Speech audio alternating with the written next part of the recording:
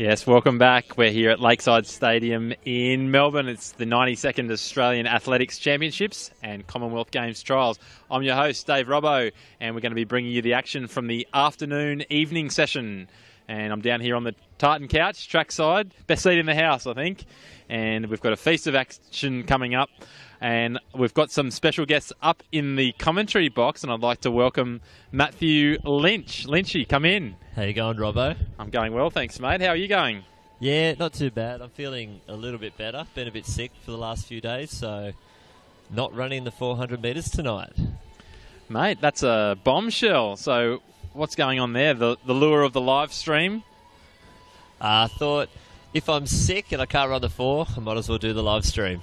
Well, there you go. It's good to have you on board, mate. We're sorry that you were a bit crook, but I hope you're feeling a bit better, and we hope the live stream can get you boosted with your health.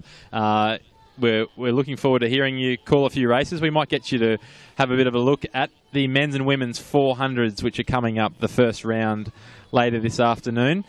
Also coming up this session, we've got the qualifying stages of the women's hammer throw. That's going to be very exciting. A few athletes there with B qualifiers so far.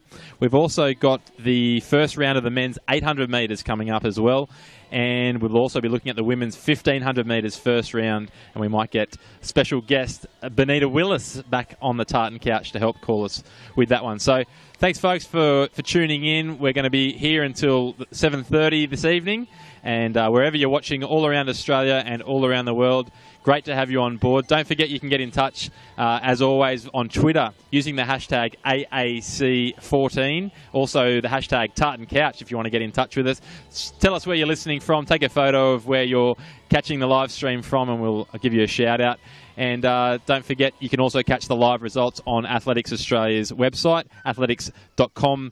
We've got another special guest up in the commentary box, and this guy is a legend in the world of athletics. He's AA's chief stats man, and he's been busy this week preparing stats ahead of this national championships. And I'd like to welcome Paul Jeans. Paul, come in. G'day, Robbo. How are you? Yes, going very well, thanks, mate. How about yourself? I'm very pleased to be here. Another day at the Athletics. It's fantastic. Well, I wish the weather was a little bit better. However, we've got some great athletes who are going to really strut their stuff for us, and looking forward to it. Excellent, mate. And now you've seen a few national championships in your time. You're always excited this time of year, mate?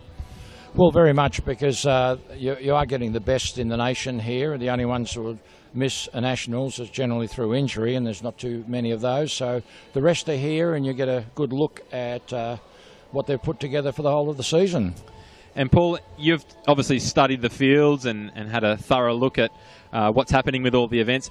Is there any particular events that are standing out for you across the next few days that you're very excited about?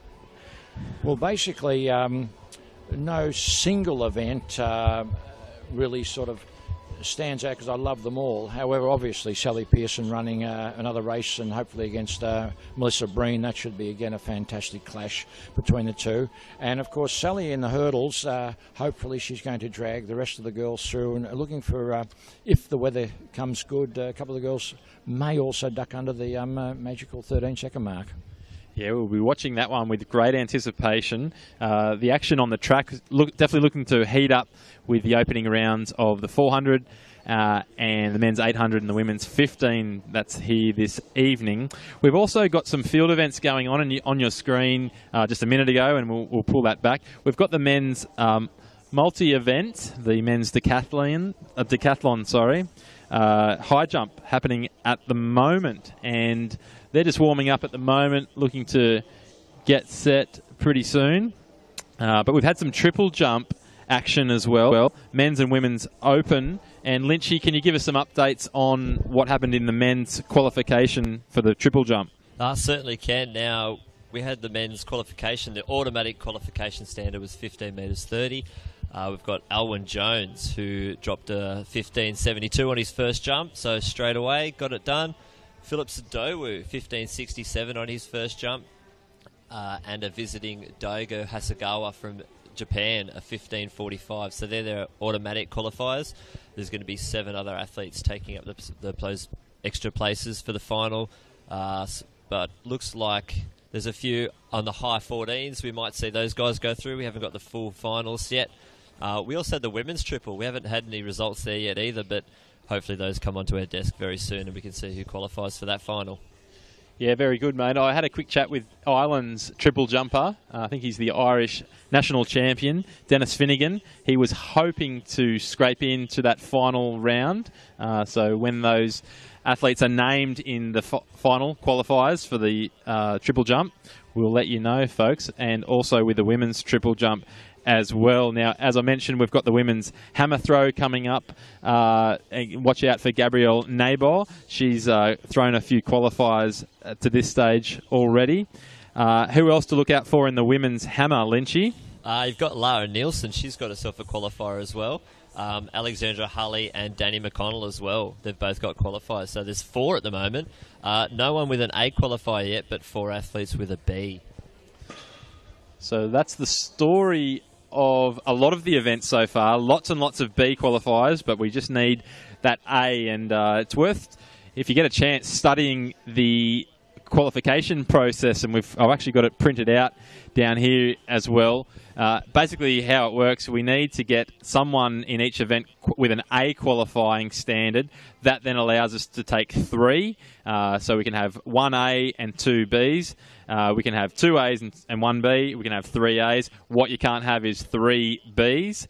We can only send 2 athletes with B qualifying standards. So that's basically in a nutshell how that works. So 1A allows us to get that extra spot. And that's what we're really pushing for. So it's going to be great to see if we can get some of these B qualifiers converting to A's over the next few days as we crown a few national champions as well. Now, Lynchy, we've got the men's 800 metres coming up as well. That's an event that's been really lighting it up over the Australian Athletics Tour. Who are you looking to see come out of the gates well in that one? Well, this is another one of those events where we had a fair few B qualifiers, but at the Melbourne World Challenge, we finally got that elusive A, especially for 2 of our athletes, Josh Ralph and Jeff Risley. So now we've got 2 A's and 2 B's with Alex Rowe, who was a World Championship representative last year, and Jared West. So this is going to be another battle where one of those athletes is going to miss out. Whoever wins is automatically selected, and I think it's going to be one of the best races of the weekend. Josh Ralph's probably the favourite. He leads from the front if it's slow, and he's got a big kick on him. He was 3rd at last year's 400 metres, so you know he's got the speed. Yes, definitely. And Lynchy, just to point out as well, so the 800 metres, like the 400, they'll have a first round, a semi-final, and then a final. They do have a semi, do they? I wasn't sure about that, but now that they've got a semi, it's going to be some big racing going on. A lot of these athletes wouldn't be used to running semi-finals, so you're going to see a lot of tactics out there, maybe some very slow first laps, just to conserve the energy for those 3 rounds. Sorry, Lynchy, I might be getting a bit excited. We might be just going first round straight into the finals. We'll confirm that. Yeah, I think you might have just made a few 800-metre runners a bit nervous there, telling them they've just been surprised semi-final. There you go. We'll confirm that for you, but yeah, I think it's just this heat tonight and the final on Saturday. Super Saturday. Yeah, we like to keep these 800 metres on the edges of their seat. So we've got the high jump action happening here. We'll hopefully get you a few updates on just where we're up to with the junior decathlon. So we've got the under-20s, the under-17s and the under-18s. And we'll give you an idea as that event is progressing. These decathletes, Lynchy, they're impressive specimens. They've got to be pretty good at all 3 disciplines, running, jumping and chucking. Yeah, no, they certainly do. They've got everything sorted there, even with the running and the jumping at the same time in the hurdles. The men doing 10 events, the women doing 7. So we've actually got an update of the women's heptathlon after high jump and the 100-metre hurdles. Portia Bing from New Zealand is leading it with 1,932 points. And our lone qualifier, Sophie Stanwell, who's got a B qualifier to her name, 1,793 points. Ashley Hamilton from Victoria, 1,774 for 3rd. So they're our athletes in the top 3 after 2 events. They're just about to start the shot put very shortly. So we'll see what's going to go on there.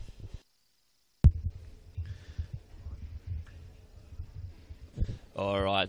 On the field there, it is the high jump, the under 17, 18s and 20s men for the decathlon.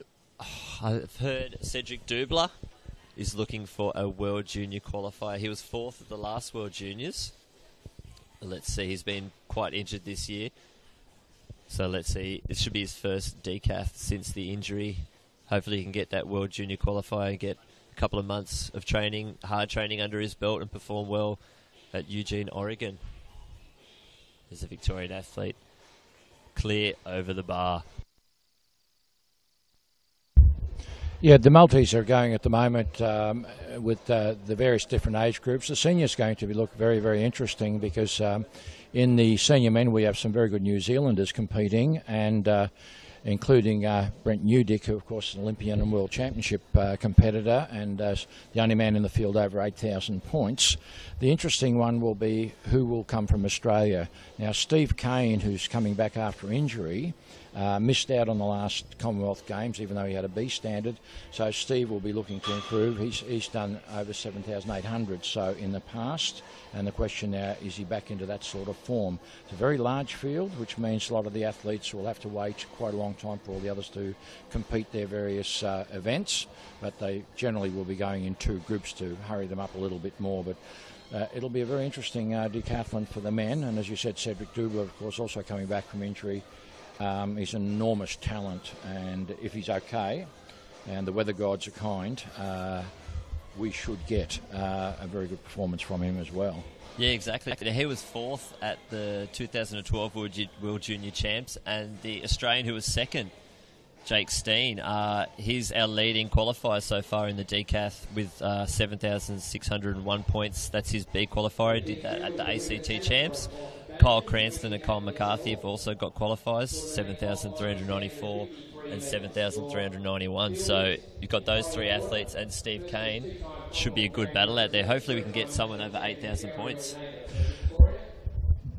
Well, that's the big drawback, having that you have to get that A to get 3 people across the line, and we do have quite a few there on, we've got the Bs, or very close to the Bs. There's also another young junior coming through, David Brock, who is still well off the A's. He's a 7,100 person, but a very likely talent.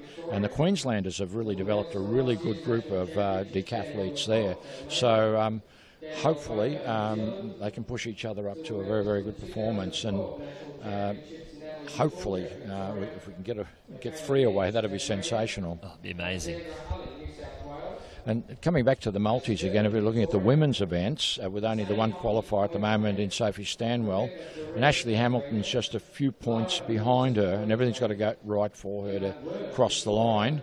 The other one in the field is Lauren Foote, who from South Australia. She was another B qualifier that missed out from 2010, but she hasn't been in that same form. So hopefully she's just at the right point at the moment, and we've got a couple more, and we've got further athletes to go away. It'll be great. Yeah. Well, I know for a fact Sophie Stanwell's been injured, actually, I think, ever since she did that qualifier. She's done a few 200s, so she's a very quick 200-metre runner on her own. Also, she's had a bit of a foot injury, so this is her first heptathlon back since, so it could be quite a good battle out there, hopefully pushing each other through. But she did a PB in the hurdles this morning. Well, that's a great start, having the PB, and she's a very good 200-metre runner, so she's got the speed there. The throwing events are the ones that really sort them out, in particular the javelin. And the javelin has always been a heartache for a lot of heptathletes. Yeah, no, especially so. It's just such an... Yet we are so strong in the open women's javelin. And we've got 3A qualifiers, which is sensational. But the heptathletes, it is a very hard event on the arms and shoulders. Yeah, exactly, especially with not that many throws in the hep for the ladies. They've only got the shot put on the javelin, so... Well, that's it. You've got the shot and the javelin, but it's the points, the point table you're fighting against all the time, so... You might have a very good event in the high jump or the long jump, and all of a sudden the shot and the javelin just drag you right back down. Yeah, that's exactly right. Now, still waiting the start of the women's hammer throw qualification. It's at 4:20, so only a few more minutes left till that gets underway. Yes, we've got a good group of ladies in that hammer throw, all very close to each other. There's been a good battle between Gabrielle Neighbour, who's come back from maternity leave, and she went to the last Commonwealth Games, and she's a very good competitor. She lost the Victorian title, of course, to Lara Nielsen, who came down from Queensland to... she was the leading thrower at the stage, but since then Gabrielle has reversed the decision, so they're 1-1 as they go into the next round, and hopefully they'll get it. But the A standard is very, very, it's around about 69, I think. It's a really tough call. Neither girl has been able to do that in the past. Yeah, that is a big A standard. You find a lot of in the throws, it's almost 10 metres between the A and the B, so it's a big difference. The A standards appear to have been set on world standards, and they are just very, very difficult. I mean, we'll never get 100 people away to the Olympic Games, and that's what I think is making it very, very difficult for athletes. I mean, we have no one in the men's 100 metres has run, and the 10:29 as a B standard is just, it's a huge ask. It is a big call, but you've got the Caribbean nations in the 100 who really put the times down, so if we want to send someone, they're going to have to run really quick. The interesting thing, however, even though they've got such great sprinters in the Caribbean, we're hopeful that they'll all be there.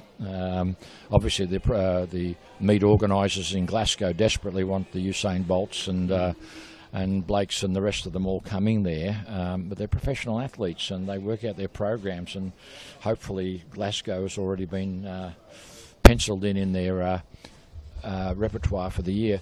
But look, this is the sort of competition Australian sprinters need. We're not going to get it into windy conditions. We have to have perfect conditions, and we have to have the competition. Yeah. If you've got the competition, they should improve there. So fingers crossed, see how they go.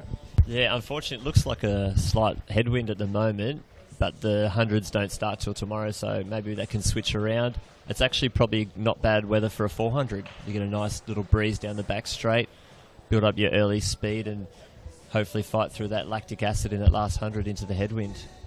Just speaking about the weather conditions, guys, I can tell you there's not a lot of breeze down here, and it's not ridiculously cold. It's probably 15, 16 degrees. Just got me thinking it's probably very similar to what's happening in Glasgow on a nice summer's day over there. So it's preparing these athletes well.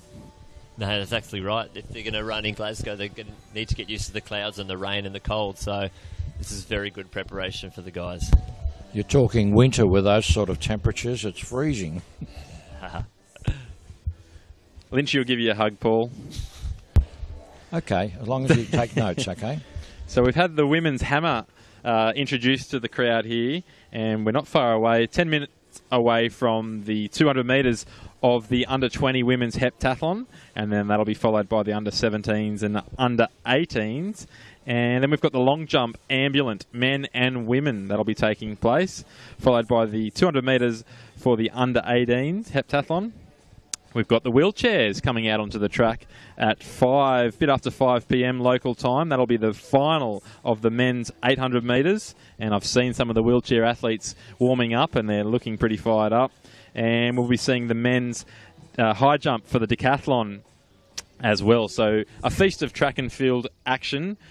Don't go away. We'll have a bit of a look at some tweets and see what's happening in the Twitter sphere. Make sure you use the hashtag AAC14 and hashtag Tartan Couch if you've got anything that you'd like to contribute.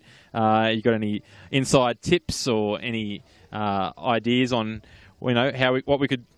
props we could introduce to the Tartan Couch. I've got Clyde here. We've got the Scottish hat as well. So it's a very Scottish themed outing out here at the National Championships, which are also the Commonwealth Games trials.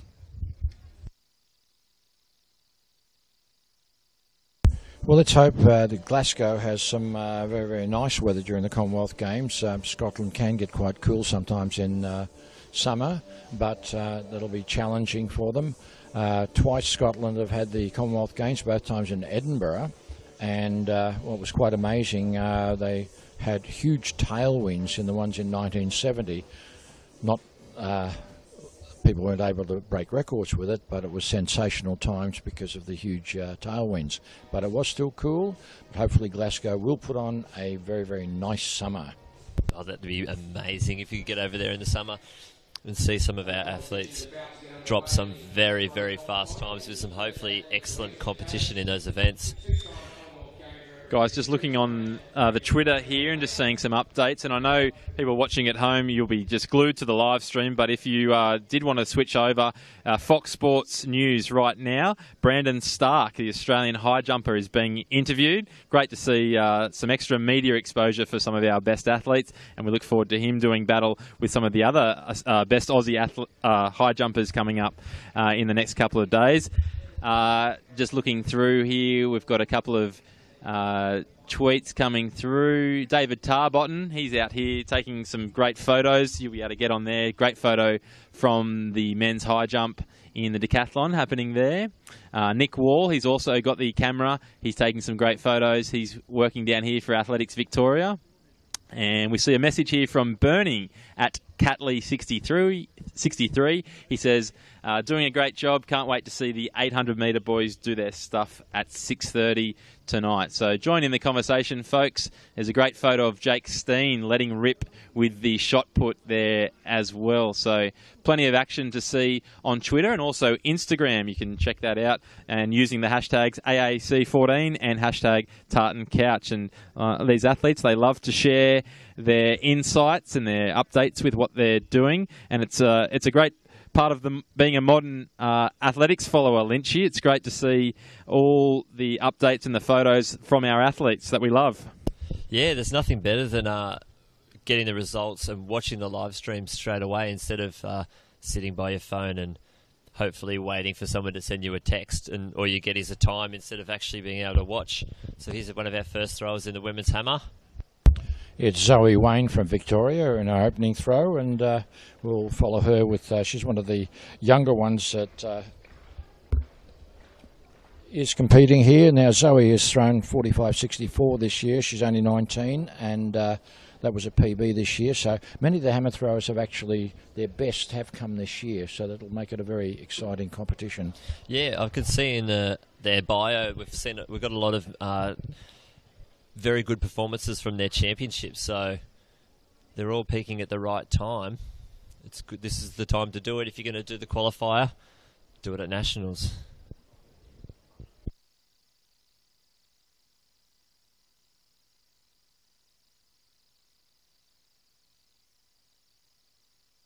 That, I'm afraid, hit the pole somewhere, and it's a very dangerous event.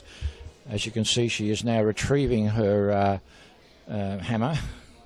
There's a very narrow opening there, of course, so we're trying to pick her up at the moment. It could be McCutcheon, the Queensland thrower, but we'll confirm that in a few minutes.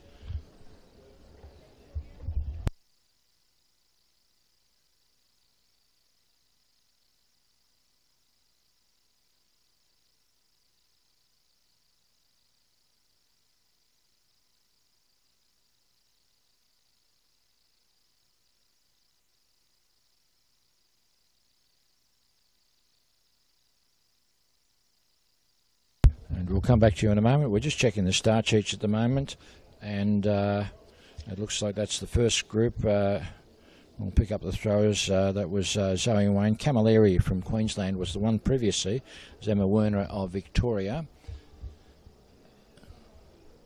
And we'll just see if they're following the exact order that we've got them in at the moment, or whether they're going to run the two groups consecutively. Just while we're waiting there, guys, I can let viewers know that Matt Lynch has some form with throwing the hammer. And if you want to get on YouTube, you can find some footage of him throwing the hammer up there in Newcastle a few weeks ago. We see a good throw there.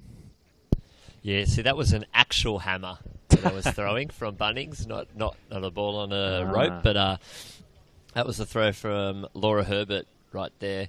In the women's, she's got a 52.42, and she was second at the New South Wales State Champs. Yes, of course, hammer throwing was very, very big in ancient times in Scotland, and of course those days, of course, with the very stiff handle and hammer on the end, and then slowly converted to having a chain on it. And we've been looking at some of the past, going back into the 1900s. There was a very enormous differences in the types of implements they were throwing. We'll just pick up that throw there. At the moment, they seem to be jumping very differently to what we have at our start list at the moment. But we'll try and pick up the throws as we go. But going back, certainly the hammer throw had a different size circle, sometimes a square. There was no such thing as a cage around it, so it was could go anywhere. And even with the modern cages of these hammers to prevent them going out, sometimes even the world-class throw pops them out into the onto the track, which becomes rather dangerous. That's Jacinta Faint from Queensland, and she's now stepping into the circle. Yeah, third at the Queensland State Champs with the season's best in PB this year, 51.91.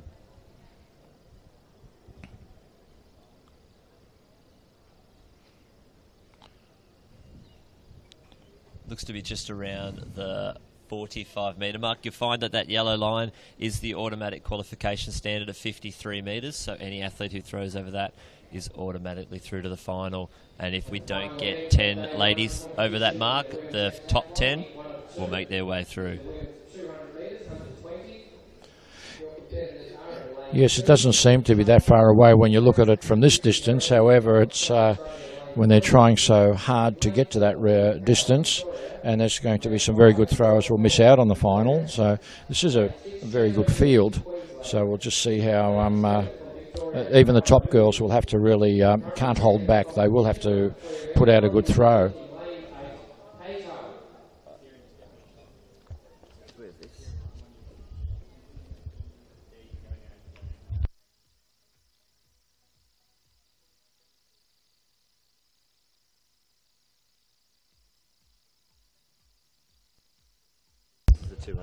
So we're trying to become a little bit more civilised in the hammer as we can get a start sheet that resembles what's going down below, but we'll come back on that one. We now move to the under-20 women's Heptathlon 200. All right, lane 1, Emily Charlson of Queensland, Yuki Hirose in lane 2, Morgan Power, lane 4, Laura Collins in 5, Shannon Dempsey in 6, Cara Moody 7, and Paige Harwood in lane 8. Looks like the Queensland athlete, Shannon Dempsey, is going to lead into the straight on her outside, Cara Moody. These two are going to fight it out all the way. So Shannon Dempsey holding off very well, very strong in third on the outsides, Paige Harwood from New Zealand, but Shannon Dempsey pulling away. Strong as you like, Cara Moody in second and Paige Harwood in third. 26.31, minus 0.6 headwind. So not too bad conditions out there. It's still a little bit chilly, but we don't really know what kind of headwind they have on the bend at the moment. That's usually pretty strong at Lakeside. So we'll just see what the other athletes can produce in the 200.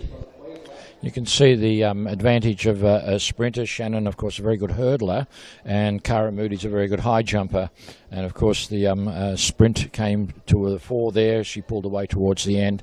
And again, a reminder, of course, they're competing against the score table, and it's very important, the times and the distances in this very tough event.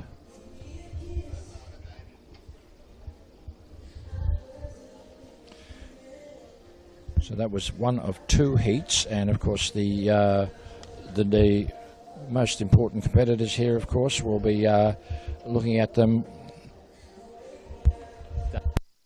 Guys, I've just got the winner of that heat there, Shannon O'Dempsey, and she's just come to the tartan couch just to watch the replay of her finishing. And Shannon, how was that run for you? Not too bad. Got a good start, but yeah, the wind's really strong here at the track, so Nowhere to hide, hey? no, not at all. But yeah, fairly happy with it. Excellent. And what's coming up for you guys next? Day 1's finished. Have long jump tomorrow at 9 o'clock. Well, you go and rest up, and we'll see you out here tomorrow bright and early. Thank you. Well done. So that's Shannon O'Dempsey there, coming through in a 26.28 in the first of the women's 200 metres for the Heptathlon, the juniors. The next heat, Matt, it's got some really good athletes here in a wide variety of events. Alicia Burnett probably is one of the favoured ones, as she did so well earlier in the year. And of course, Christine Gahan, she's the younger sister of Margaret Gahan, the long jumper. And Alice Solon from WA, who's extraordinary young athlete because she's a 400 hurdler, but has jumped 177 in the high jump as well. So a great all-rounder.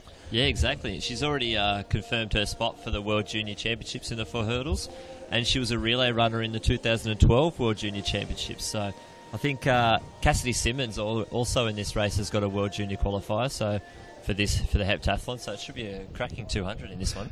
Well, it'll be very, very good.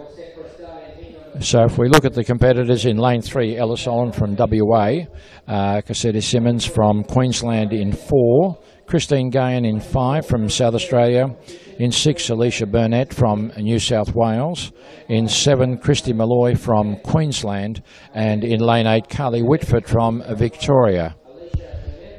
Just a quick one here, guys. We had a tweet from Aaliyah Johnston, former junior champion at the heptathlon, just pointing out that Kashid Simmons and Alicia Burnett both have World Junior qualifiers in the under-20s, so we'll see how they go battling it out in this one.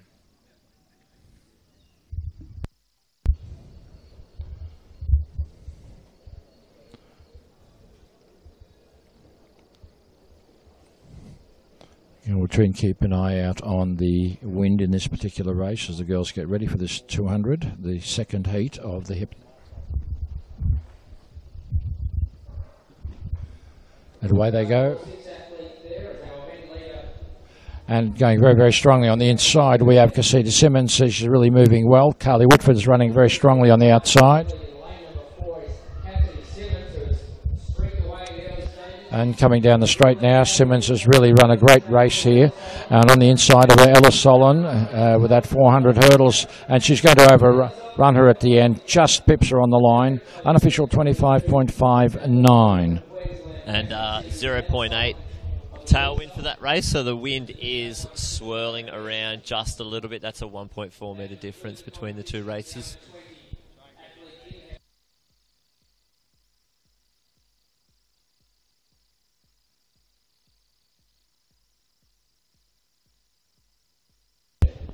My microphone, is it working at the moment?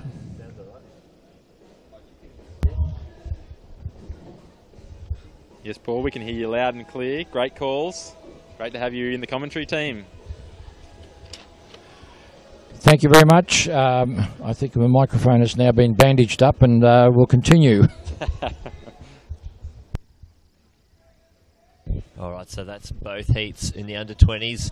The athletes there waiting for their times. 25.59 official for Ella Solon from WA. Up next on the track is the women's under-17s. Just one round of those. And then we'll go on to the under-18s, 200s as well. Be interesting once we get the scores, because that 200 metres, it's the end of day 1 for the heptathletes. So see how the leading competitors go. That was a good run in that 200 metres, and we'll just see how now the under-17s fare. There's a couple of good competitors in this. So Tiana List, who's also a good javelin thrower, and from Queensland, and Madison Trainer from Victoria is quite good, but they've got to put together 7 events. Yeah, that's exactly right. This is the last one of the day, so their legs are feeling a little bit weary. But Cassidy Simmons, 25.59 as well. Carly Whitford, 26.12. Alicia Burnett, 26.14. Christine Gahan, 27.19. They're the scores as they come up on the board. And on screen, we just saw Stacey Vernon from Victoria. She's back after a couple of seasons of absence from competition, and she's pretty much taken up from where she left off in the hammer throw. So we'll keep monitoring the girls in that event. Very tough qualifying ask. Basically, they've just got to beat each other or get the qualifying standard. So.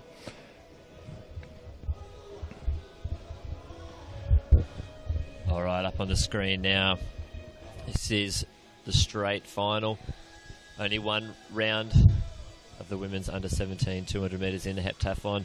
In lane 1 from Queensland, Rachel Gould. Also from Queensland, Ashley Styler. In lane 3 from New South Wales, Grace Weir. From Queensland in lane 4, Jessie Claire Smith. Queensland again in lane 5, Katie Campbell. In lane 6 from Victoria, Madison Trainer. In lane 8, Tiana List from Queensland. And in lane 8 from Queensland, Madeline Lindemann. Your starters in the women's 200 metres in the under-17s heptathlon.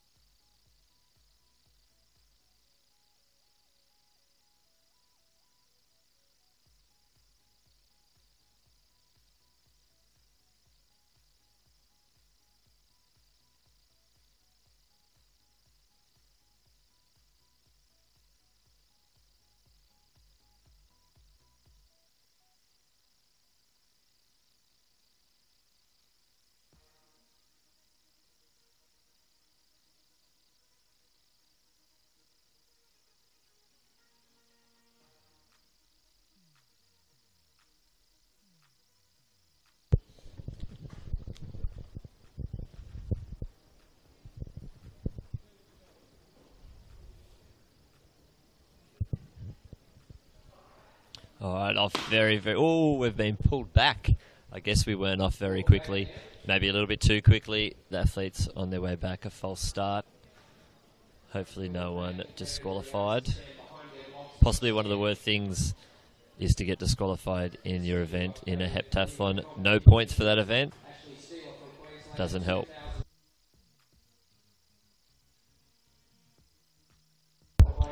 They get one freebie in the multiple events, so we'll see what happens.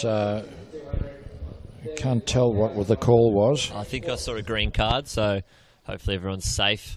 Everyone gets another chance.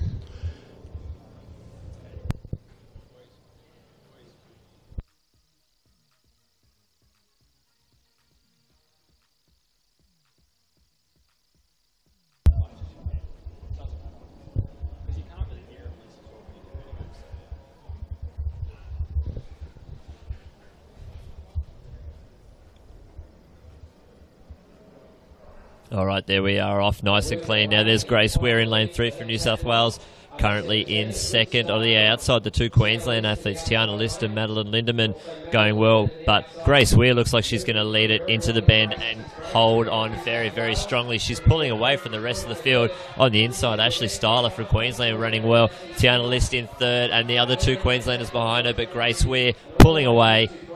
Easy as you like. There it is, 26.80. Minus 1.7 metre headwind. The wind is moving around a lot. That's disappointing. It's going to hurt their point score, but if you can beat the other competitors by a big distance, it's going to help you out a lot. Everyone's running in the same conditions, but unfortunately 1.7 metre headwind. It's not ideal sprinting weather in Melbourne at the moment. Certainly Grace looked very, very strong. She... The wind didn't seem to worry her at all. She just powered away from the rest of the field as some of the early starters start to fade towards the end of that 200 metres. No, she did well. I'm noticing a lot of athletes are putting on the long tights at the moment. It is quite cold out there, and the heptathletes do have a lot of events, so they're spending quite a bit of time out in the elements, hopefully keeping those legs warm for those further events. Yeah, staying warm is critical, and of course keeping the muscles loose because you're going from one event to the next. Even though there's a standard 30 minutes between the events, sometimes that doesn't quite work out. You are sometimes caught up. The toughest part of this multis is staying warmed up constantly, getting ready for your next event, and so it's a combination of not only the staying nice and loose, but also the mental fatigue, refocusing on something totally different, and especially if you've gone not too well in the previous event, refocusing and forgetting what happened there, just concentrate on the next event ahead of you. Yeah, you don't want to spend that whole time between events wondering what went wrong in the last one, instead of focusing on what's going to go right in the next one. Yeah, that's right. There's nothing you can do about it, and you just got to focus on the next event. So we're back to the hammer throw, and we'll try and pick up the athletes for you. We can't see any board out there, so we don't know how far they're throwing at this stage. So, unfortunately, we can't give any updates. But, there is a board. But here we are, finally, 35-39. but from if we're looking over the top of our screens, we can't see it from here.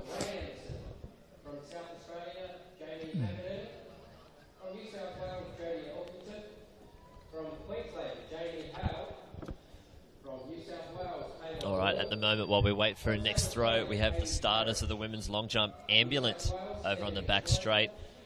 Jumping Ray Anderson, who has herself an A qualifier for the Commonwealth Games. She's in the field. Let me grab my Commonwealth Games qualifiers list. Here we go. Jodie Elkington and Ray Anderson in the T37 class both have qualifiers in the T38. Ella Party has an A qualifier. The B qualifiers in the T37 class, Paige Greco, and B qualifiers in the T38 class, Katie Parrish and Jamie McInerney. There's your starters in the women's ambulant long jump national championships. Also, we have the men over there as well, not just the women. Long jump ambulant competitors are from the ACT, Lachlan Foot. From South Australia, Braden Davis. All right, only 4 starters. Lachlan Foot, Braden Davison, Timothy Foster, and Nicholas Hum.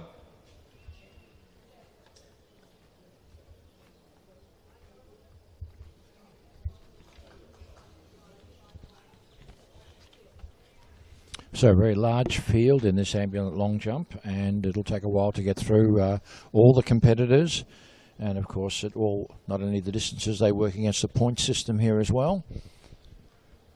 That's exactly right. And as it's a Commonwealth Games event this year for the women, I'm guessing that is why it's quite a big start list with only 4 in the men, which is not a Commonwealth Games event this year, but in the women there's 13 athletes in T38 and T37 for the Commonwealth Games.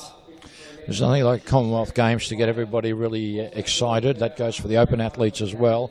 Going through all the fields, we've got very large fields, and probably because it's a middle range championship, the Commonwealth Games, a lot of athletes really fancy their chances, and with quite a lot of the B standards where they've sat, a lot of athletes have a serious go at it because they feel they can get it. Especially now this year where they're going to send 2 B qualifiers, so there's a big chance of getting a gig over at Glasgow. It's a big change from Delhi where they never sent a lot of the B qualifiers, and this time it's very clearly laid out exactly whether you get A's or B's or whatever it is, exactly what is in front of you. So the pressure is really on the athletes, but also they've got a really good chance of making these teams. There's the ACT athlete Lachlan Foot having his first attempt over in the ambulant para-athletic long jump.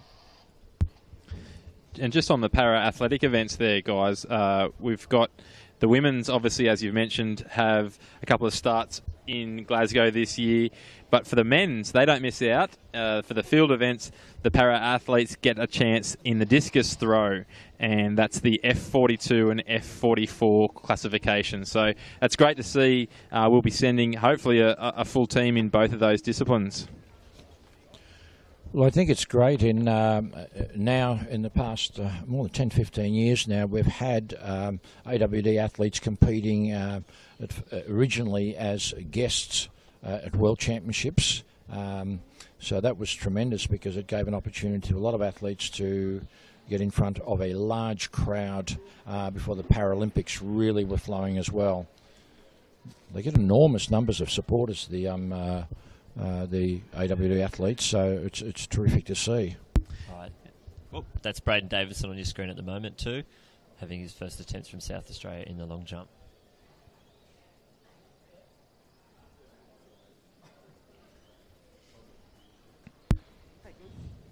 And it's also worth mentioning we'll be seeing some of our best Paralympic stars in action, fighting it out for positions in the wheelchair 1500 metre event. And so we'll see the likes of Kurt Fernley, who recently became a first-time dad. And a big congrats to Kurt Fernley. He's probably watching this while he's in between changing nappies. But we're looking forward to seeing some of our best wheelchair athletes going into battle. We'll see some of these guys in action in the shorter distances. In fact, there's races in the 800 metres, I think, this evening. So that's going to be great to watch. Actually on screen, if you notice the man with the red vest and the white hat backwards, that is David Tarbotton. He was tweeting before. He'll be taking plenty of photos. There he is, right in the middle of your screen at the moment. And Tarby does take some fantastic photos. He loves doing that. Of course, he was a very, very good 400-metre hurdler in his younger days. So, also a very good friend of mine, and great to see him here in action once again. And if you've got any special requests of any action that you'd like Tarby to capture on his camera, just get in touch with him on Twitter. It's at David_Tarbotton, and that's Botton with a double T-O-N. But yeah, he's a legend. Tarby, it's great to have him here once again, and he doesn't miss the Nationals. And if you get onto his Twitter, you'll see some of the great photos that he is taking. All right, stepping on their blocks.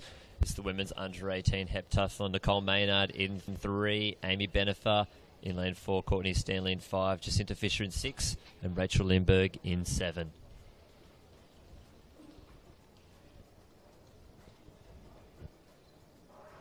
All right, off and racing. The New South Wales athlete on the outside, Jacinta Fisher running very fast.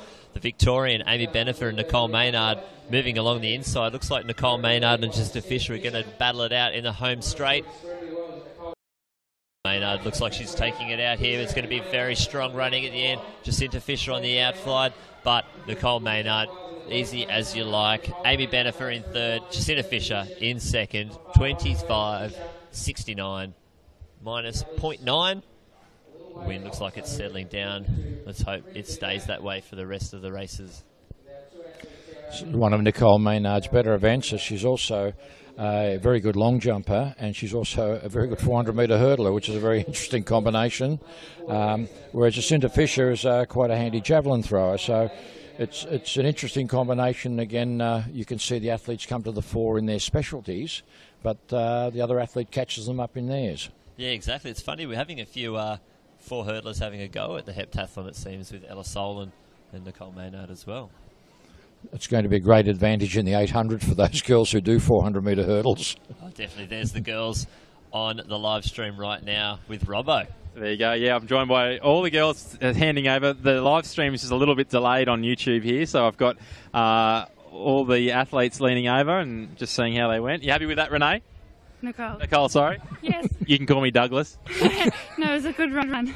Done. And you guys, you can have a rest now. You're back tomorrow? Yes. Excellent. What's the strategy tonight? You go home, have a bath, eat some bananas, sleep? Yeah. Faster.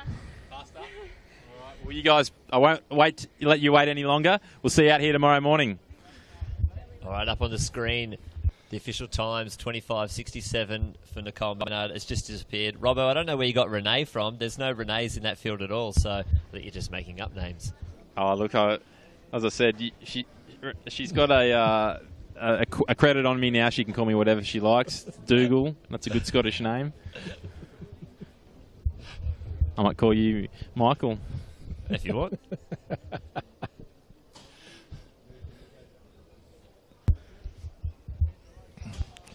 We're getting a very good view of the main scoreboard at the moment, and obviously these championships do need a lot of support and a lot of help in the way of finances, so that's tremendous seeing there many of the sponsors, and of course everybody in athletics is very grateful for that. I've got to say that Art Series Hotel is very, very nice. Just getting back to the throws, hopefully we'll get some more footage of the hammer happening there in the cage. But Paul, I just wanted to ask a question, mate. Have you thrown the hammer much in your career? Let me put it this way. I did something silly once and decided to have a competition many years in Interclub with the hammer. And I can say that the hammer won because the hammer threw me out. So unfortunately, it was a distance that I didn't record. Right. Well, at least you had a go at it. We'll have to get you up to Newcastle and you can have a go with Lynchy's hammer from the hardware store. From Bunnings. We'll use the little one. This is our New Zealand visitor, Danielle Berta, from across the way. She has a best of 47.95 this season, and of course is obviously throwing out a challenge. Maybe the New Zealand selectors are keeping an eye on what is happening over here. They had their national championships last week in New Zealand, in Wellington, which is one of the windiest cities in the world. So it'll be interesting what size team New Zealand will pick for Glasgow. Very tricky qualifiers, the New Zealand qualifiers. I think a lot of them are tougher than the Australian standards, so you're going to have to perform very well to make the New Zealand team. Well, unfortunately, New Zealand, maybe it's lack of funding, I don't know, but they certainly have very small teams going and very high quality ones at that. But it's very tough for them to make their teams, both Commonwealth, Worlds, Olympics and so on. That was Michaela Genge getting very close to that automatic qualifying mark of 53 metres. Michaela's from Tasmania, and they've got a great group of throwers down there with not only Michaela Genge, there's Danny McConnell, and of course the Peacock brothers, Hamish in the javelin and Hugh in the hammer, and they're coached by Dad Evan. The Tassie Tossers. Yes, that's right, Lynchy. I think you're referring to the Tassie Tossers there, Paul, and you can follow them on Twitter, at Tassie Tossers, and a big hello to all the Tossers and everyone watching down there in Tasmania. They've come to clean up the championships, and it'll be interesting. Hamish will get past that 80-metre mark in the javelin.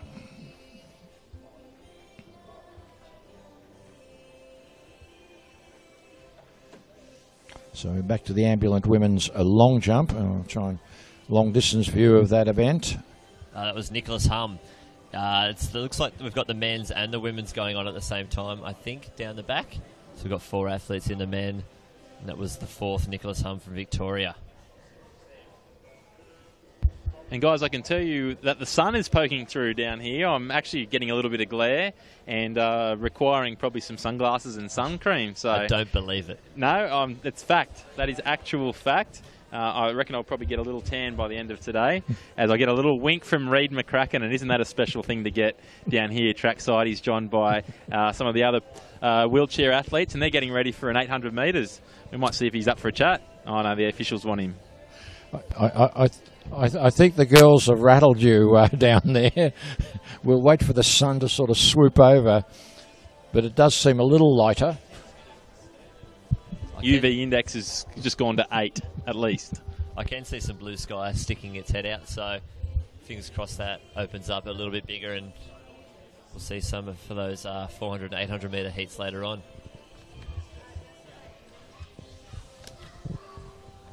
There's a Lachlan Foot from the ACT having another big jump in the men's para-athletic long jump.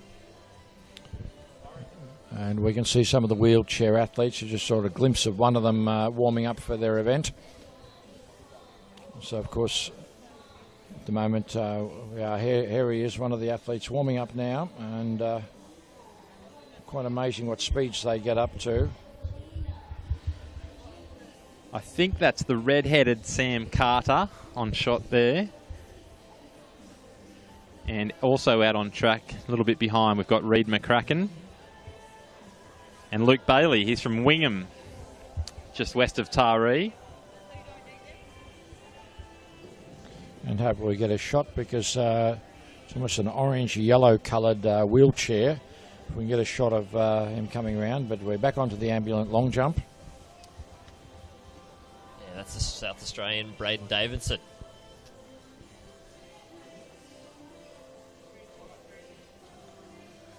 And we saw one of the runners, jumpers behind, so we've got the men in one pit, and behind them they've got the ladies in the, well, it's not behind them, but parallel with them, the ladies ambulant also jumping. So there's 2 pits on the far side of the track there. I think that was Sarah Walsh from New South Wales. She's T44 class. As you can see, the 2 pits are just slightly apart from each other, and they're being contested simultaneously. And we now move into the hammer throw. It could be Camilleri from Queensland, but wait to get a closer shot of her. And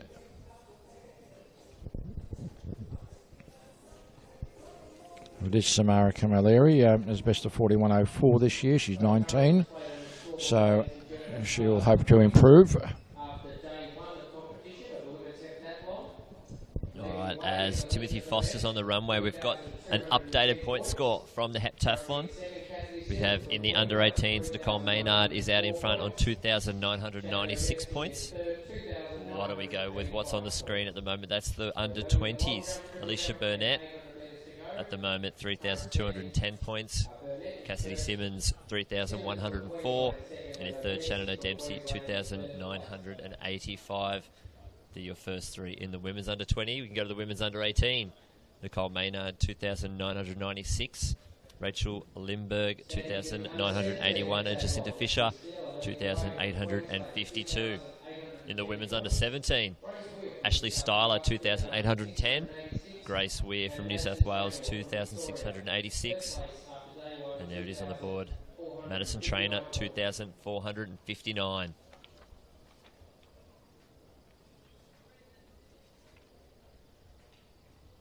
Nicholas Hum on the runway now as well, but in the men's under-18, after 4 events, Zachariah Simonovic, 2,501 points. Samuel Alderson, 2,493. And Lewis Kane, 2,272. Only 3 competitors in that event at the moment.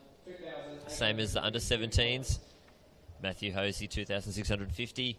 Theo Watson and Tom Tanajevic. There's a few of the wheelchair athletes down there getting amongst Clyde, Robbo and the couch.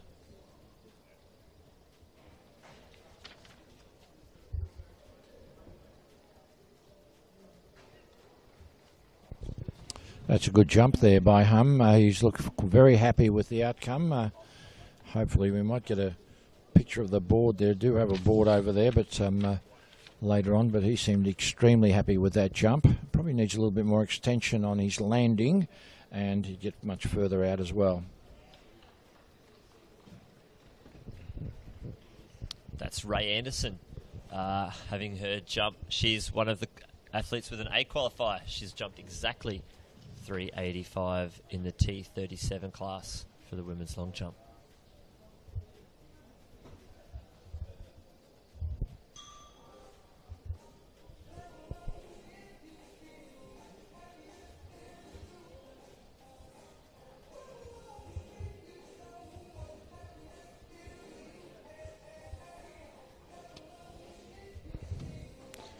Well, they're measuring that throw. It took a piece of the cage as it came out, but we don't know which athlete threw it. So we may get a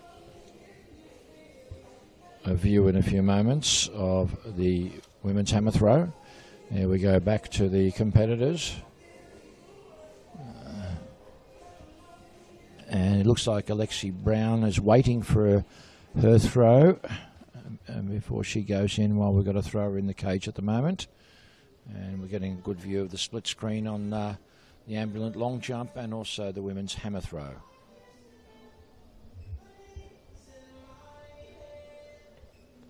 This is when it would be lovely to have the graphics underneath their names, which you get, but we'll try and do our best here and follow the actual competitors. And that's Alexi Brown in the hammer cage.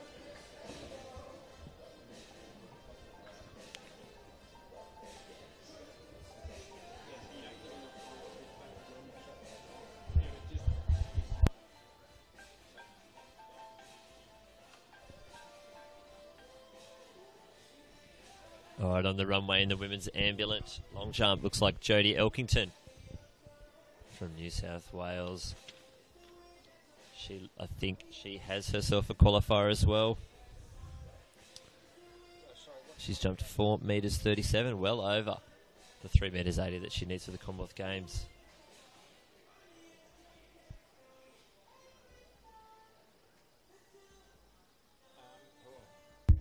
So I'm joined down here by the boys that are about to go round in the men's 800 in the wheelchair event. Reid McCracken, got any words, mate? Oh, I never have too many words. So we've got a mixture of a couple of Queenslanders and one New South Welshman in this one, and we've got Bundaberg represented, Sam's from Toowoomba, and we've got young Luke Bailey here from Wingham. So it's going to be a bit of a state of origin. Luke, how do you reckon we'll go, us New South Welshmen? I don't know. They might have a good chance. They're outnumbering you, yeah. Well. Righto, we better let these guys go and do their warm-up. Good luck, boys.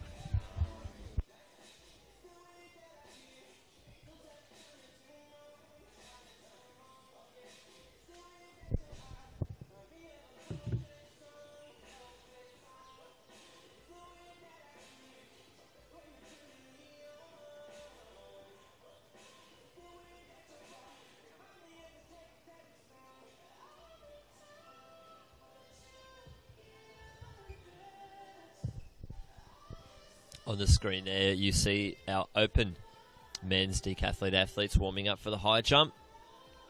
It's the second last event of the day. They've already had the 100, the long jump, and the shot put. We've got the high jump, and later on this evening, the 400 metres. Don't they all love finishing the day with a 400? It's a tough finish, and then tomorrow they finish with a 1500. So they've picked possibly the two toughest events on your body to finish each day with.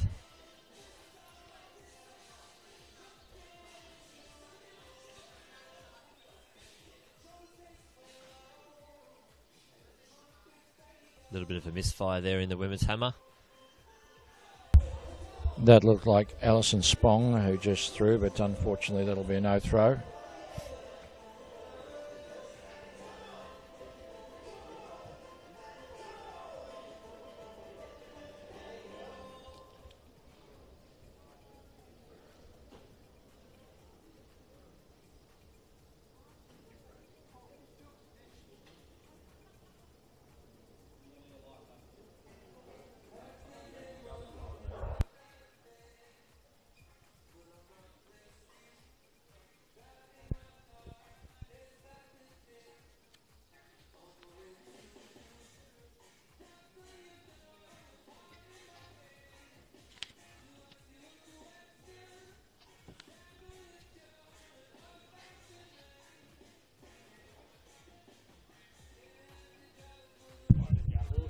So only a couple of minutes away from a start in the men's 800 metres. Boys, could you move your way out onto the track? No rush, but Been we're moved. sort of due. We're out now. Go and race. I'm sick of him. Go and race, you blokes. I'm just hanging in the back to get some television time.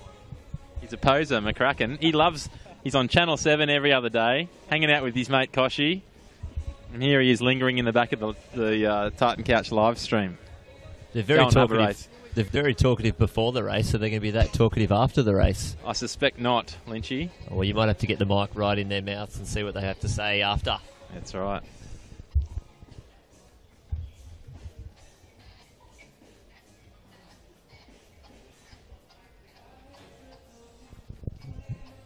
That's Stephanie Schweitzer from New South Wales in the women's long jump at the moment.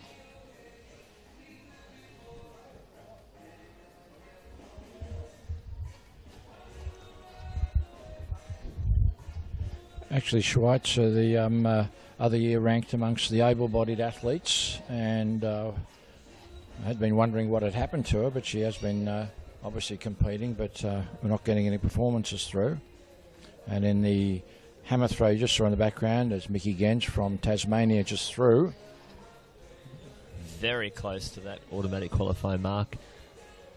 But up on the board for the men's 800 metre wheelchair final, Sam Carter in lane 3 from Queensland, Reid McCracken in lane 4 from Queensland, and the lone New South Welshman Luke Bailey in lane 5. And in lane 5, representing New South Wales, Luke Bailey.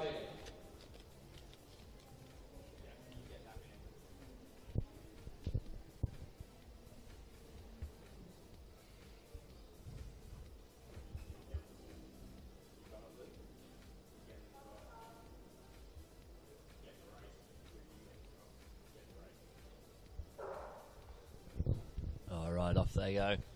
Athletes are going to stay in their lane for the first 100 to 120 metres and then peel off into the single lane. Sam Carter going off very, very fast. Reid McCracken settling in behind, and Luke Bailey in third at the moment as they go down the back straight and pull into lane 1. Sam Carter settling in behind Reid McCracken moving up very quickly behind the wheels of Sam Carter.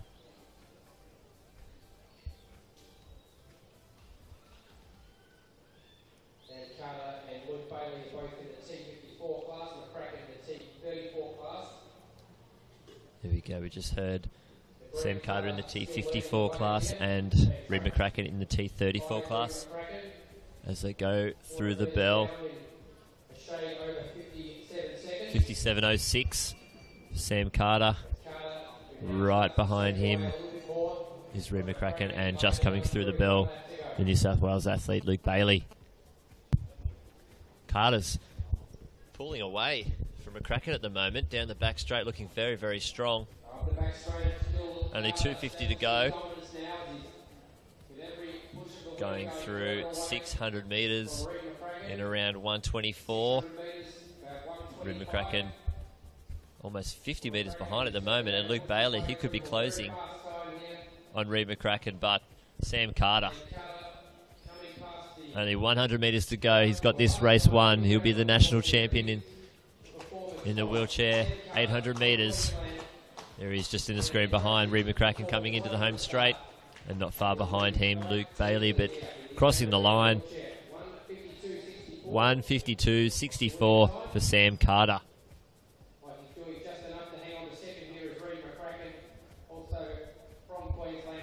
Reid McCracken looking to go through in around 2:06.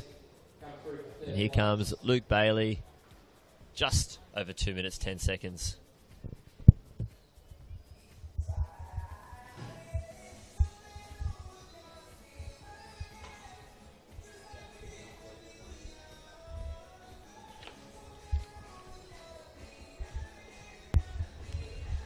And just before that race, sorry, go ahead, Robbo.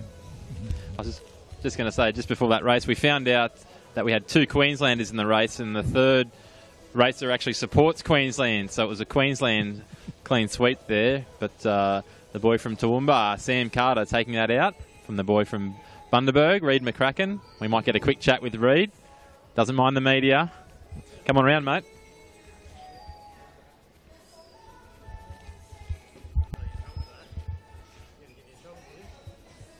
Come around this way. Oh, you're right. So, making his second appearance for the day on the tartan couch, Reid McCracken.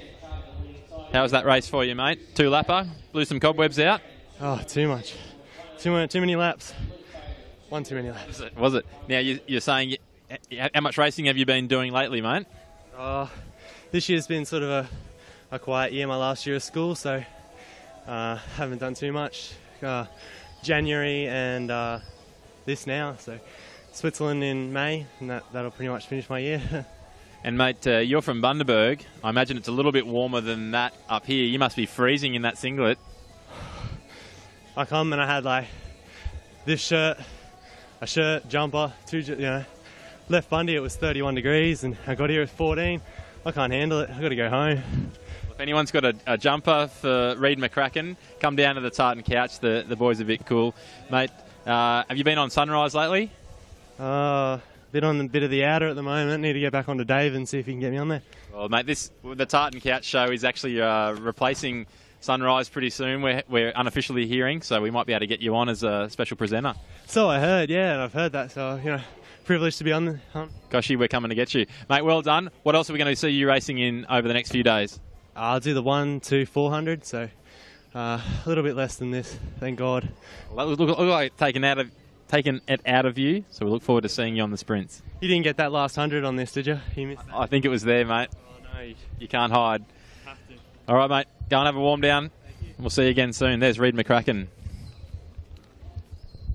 All right, out there. That's the women's open heptathlon, having their shot put warm-up, and in the background, the women's pole vault qualifications as well. That's another event. We've got a huge amount of athletes with B qualifiers, and the lone athlete, Alana Boyd, with the A. It's a pity we can't get an extra few in. Years and years ago, they used to have 4 competitors allowed in the Commonwealth, but they cut that back to 3. I'm sure Australia would have been happy to fill all those spots. Oh, yes. Especially in the women's pole vault, there will be people unlucky to miss out. Yeah, definitely. There's a few athletes. The athletes selected for the World Juniors, they've also got a fair few Commonwealth Games B qualifiers. Even the athletes that missed out on World Juniors most likely have some qualifiers as well. That's going to be interesting, what's going to happen with those juniors who are qualified for Commonwealth and for World Juniors. They're very close together overseas, and not much time between the two, so I wonder if they're going to allow anyone to double up. Yeah, I have heard that I don't think they are going to allow them to do both events. It's a pretty tough program if they do. So there's a few athletes who have already, like say Eleanor Patterson, she's declared she wants to go for the Commonwealth Games instead of World Juniors. And there might be a few athletes waiting to see how they perform this weekend till they make their mind up. Yes, I believe that a few have said, look, I'll make a decision after what happens here, and then definitely go one or the other. Yeah, they're quite right. But it'll be interesting, especially in, say, such a relay, which is towards the end of the Commonwealth program, whether one can double or not. But at the moment, we're not quite sure how the selectors have decided on that, or if they have decided. Yeah, we have some of our best 400 runners at the moment going over. Joshua Robinson and James Kermond both running 46.6 and 46.7. They could be a great athlete and great person to have in a 4x4 and give them experience at that level. Well, look how Steve Solomon ran. He was a junior over at the Olympics, and he actually was beaten by two other juniors in the actual Olympic final, which was just extraordinary for that event to have that many juniors take it at such high standard. Yeah, exactly. Well, the athlete who came second from the Dominican Republic, he won the World Juniors that year. Steve Solomon came third, and then you see them both in the final at London. Yes, it's going to be great, and it's good to see Steve back here for the 400, because at the moment the 400, which you've run a few of those, seem to have a little group starting to in on that 46 range, and we need them to slip underneath that one and back into the 45s. Yeah, we certainly need a few 45s out there. It's really going to help the relays. It's I think it's Steve's first race in 2 years in Australia, and his last race was probably here. Well, from the outside, Steve has run indoors, but as far as outside goes, and of course he's doing it. I think he's doing a medical course, and unfortunately the demands on such studies, of course, makes it very, very difficult to stay as an elite athlete. Yeah, especially at Stanford University, very high-class college in America, so they've got a great history in both sport and in academic as well. Yes, it's a very, very high standard. However, Steve has run quite well indoors in between, so he's obviously still training pretty hard, so let's hope that everything goes well for him. And, of course, John Stephenson's back, but he's a long way from the sort of form he was back in 2006 when he won that gold medal in Melbourne. That's right. He was second at the Melbourne World Challenge with a 47.18, but 47.18 is not really going to get you into any teams. No, 47.18 you might miss out. But let's hope for the others. The relay's wide open. Of course, Tristan Thomas, of course, is going to be the 400 as well. All right, so out on the track right now we have the women's para-athletic 800 metres. Alicia Burt from Victoria in lane 3 and Tamsin Colley from New South Wales in lane 4. Two athletes in the women's ambulant 800 metres. It's interesting to see Alicia Burt competing. She's run down Geelong way, and her sister is in the open 100 metres. So Angela Burt. Angela's their twin sisters, so it's an amazing that obviously be great combination here. So yeah, I think Angela Burt was third last year in the women's 100 at the national champs. So yeah, she's done extremely well, and she got off to a trip with the relay team that went to Asia later on to try and qualify for the World Championships, but unfortunately things went wrong. And I'm sure she's here barracking for her sister as she makes her way round coming into the straight.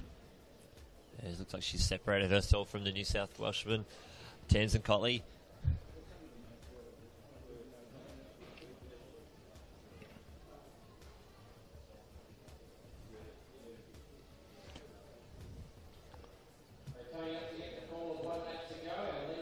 So Alicia there with, you may hear the on-ground announcer coming over the top with 1 lap to go, and both runners now pretty much running on their own, well separated. These two athletes are in different classifications. Colin is a T36 competitor, and our leader, Alicia Burke, is a T20 competitor. Different classified athletes here. Alicia Burt is a T20 athlete and Tamsin Coley is a T36. So not necessarily who gets over the line the first in this event. It will come down to their percentage times at the end. And of course, all those points are worked out against the world record, and they're quite amazing how quickly they do work them out and get the results through. That's right, there's plenty of AA staff in the background on the computers getting it, because you don't want to be waiting around for those results to find out how you went. So they're working very hard in the back. There's Angela Burke comes in, 90 metres to go. Tamsin Coley just coming down with 200 metres to go. But Alicia Burt has this race wrapped up. Hopefully under 3 minutes. Very comfortable. 2:58.32. Very nice running. So it's good. So Alicia's done her bit on the track. Let's see how her sister Angela goes later on in the women's 100 metres. That's right, hopefully. Well, the wind looks like it's dropped at the moment as Tamsin Coley comes in with 50 metres to go. Crowd getting behind her, getting her across the finish line. Alicia Burt waiting there to congratulate her competitor.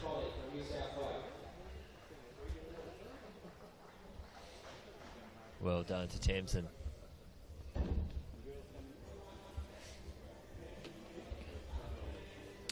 So a good run for the ladies.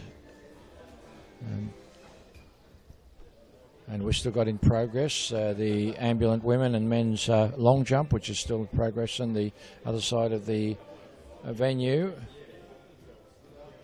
And the women's hammer throw qualification has finished, so we'll wait for the results of that and give you some idea of some of the throws that we did see earlier and see who made it and who did not.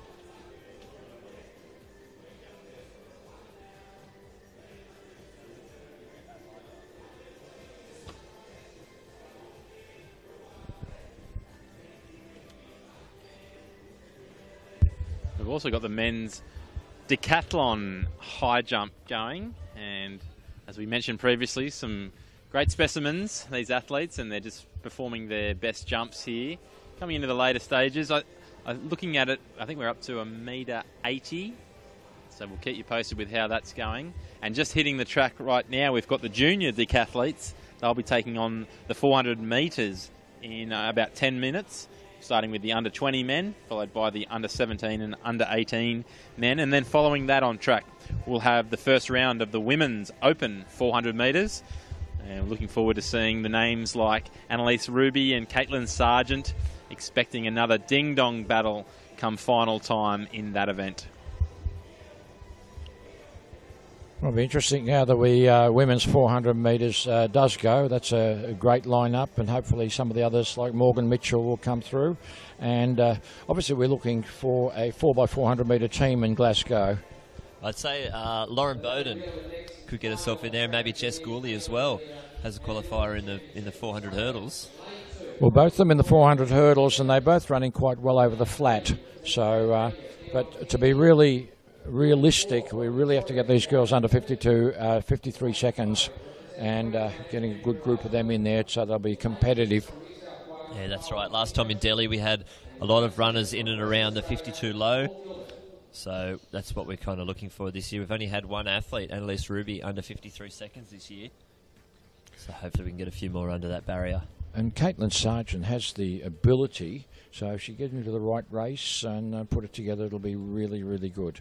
It's always a good battle between those two. But up on the track right now, this is the men's 800 metre ambulant. In lane 2, Andrew Simmons from Victoria. In lane 3, Dion Kenzie from Tasmania. Lane 4, Jared Clifford from Vic. In lane 5, Andrew Iceland from Queensland. Lane 6, Kyle McIntosh from New South Wales. And in lane 7, Paul Gilbert from WA. That looks like Paul Gilbert moving out very, very quickly as he gets through the cones and crossing over into lane 1. Having a look, but there's no one around. Kyle McIntosh slipping into second. Dion Kenzie right behind him, as well as Jared Clifford from Victoria. They're your 4 on the screen at the moment.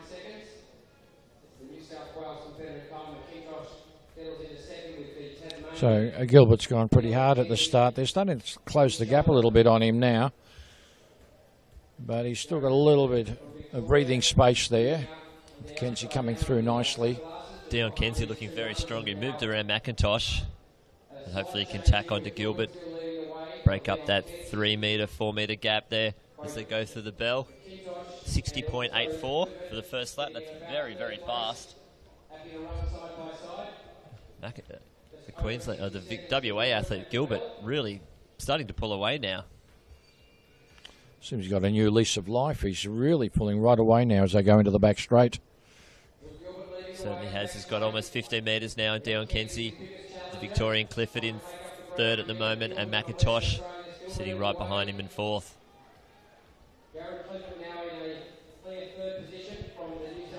200 metres to go. Gilbert stretching away from Dion Kenzie.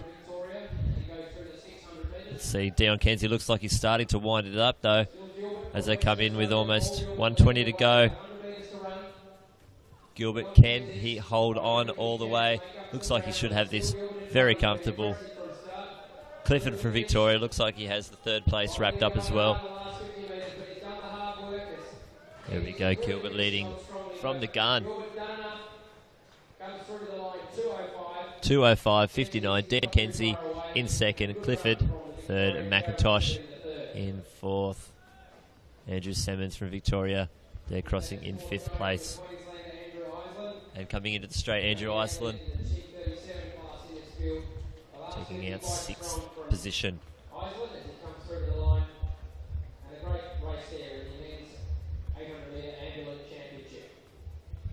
Well, the best way to win it from the front, led all the way.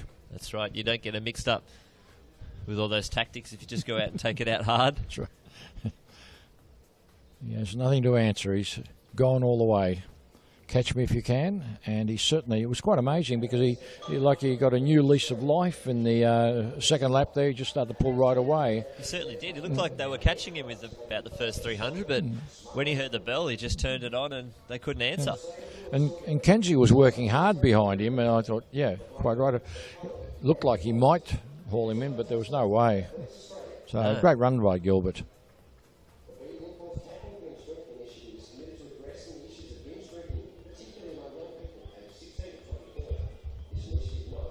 Just on screen at the moment, we're seeing some of the decathlon high jump.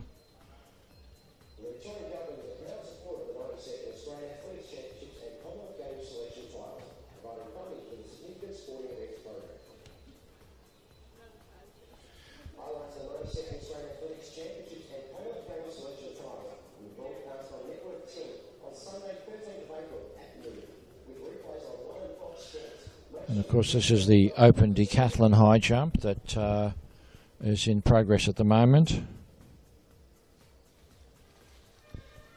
I'd say one athlete to look for in the high jump would be Andrew Neville, who was a world youth competitor in the high jump. He's actually an outstanding high jumper. What he's done around 2:14, I think. He's an outstanding high jumper, and certainly if he gets that in this decathlon competition, it'll boost his points. Very big point scoring event, the high jump. There's a fair few athletes who can get over 2 metres. I know Jake Stein can get over 2 metres. Quite a good jumper himself. There's your medalist, Reid McCracken, taking out the gold medal, even though he was 2nd over the line. Different classifications to the other athletes, so he has taken out the title.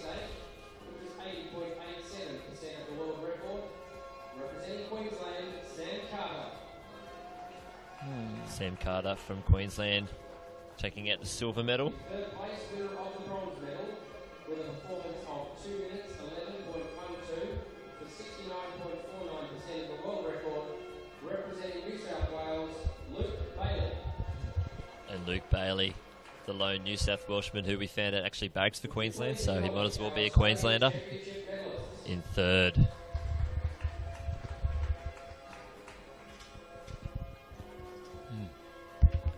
I think if Queensland win another couple of State of Origin series, there might be a few other New South Welshmen trading in their membership cards and swapping over to the dark side. Traders.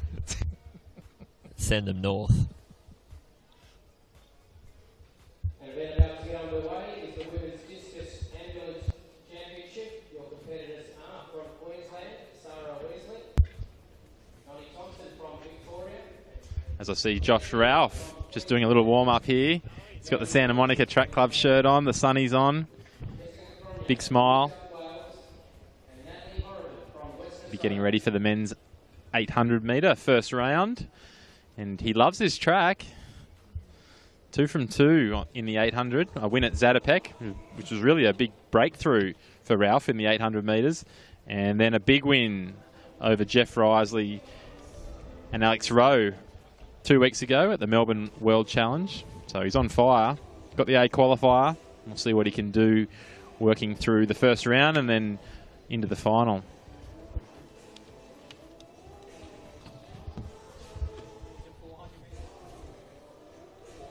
Yeah, this is the multi under 17 decaf, then under 18s.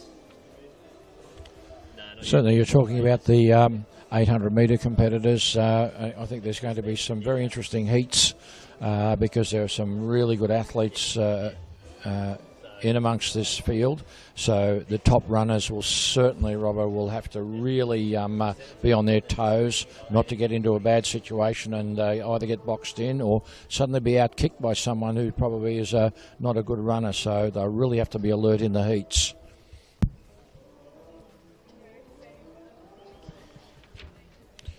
On screen at the moment, they'll be running the first of the 400 metres for the multi-events. This is the, we'll just get these up, the last event of day one for the multi-eventers, the decathletes. And this is the under 20, and this is the one that will have some very good athletes. The camera's off them at the moment. It does include people like Cedric Dubler, of course, who's a favourite for the event. Also some very good runners here, competitors here in Lachlan Calvert from the ACT. And David Thompson will be looking for his best event, which is the pole vault on the second day.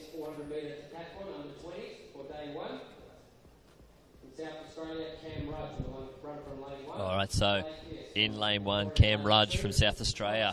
Lane 2, Blake Price from Victoria. In lane 3, Scott Sidley from Victoria. From Queensland in lane 4, Cedric Dubler. New Zealander Aaron Booth in lane 5. Lachlan Calvert from ACT in 6. David Thompson in 7 from Victoria. And James Cole in lane 8 from Queensland. They're your starters in the under 20 men's 400 metres.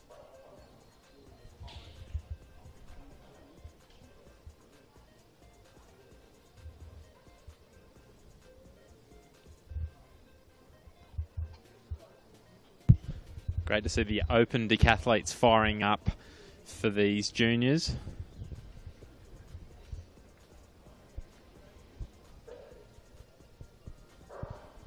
All right, off they go. Moving very, very quickly in lane 4, Cedric Dubler.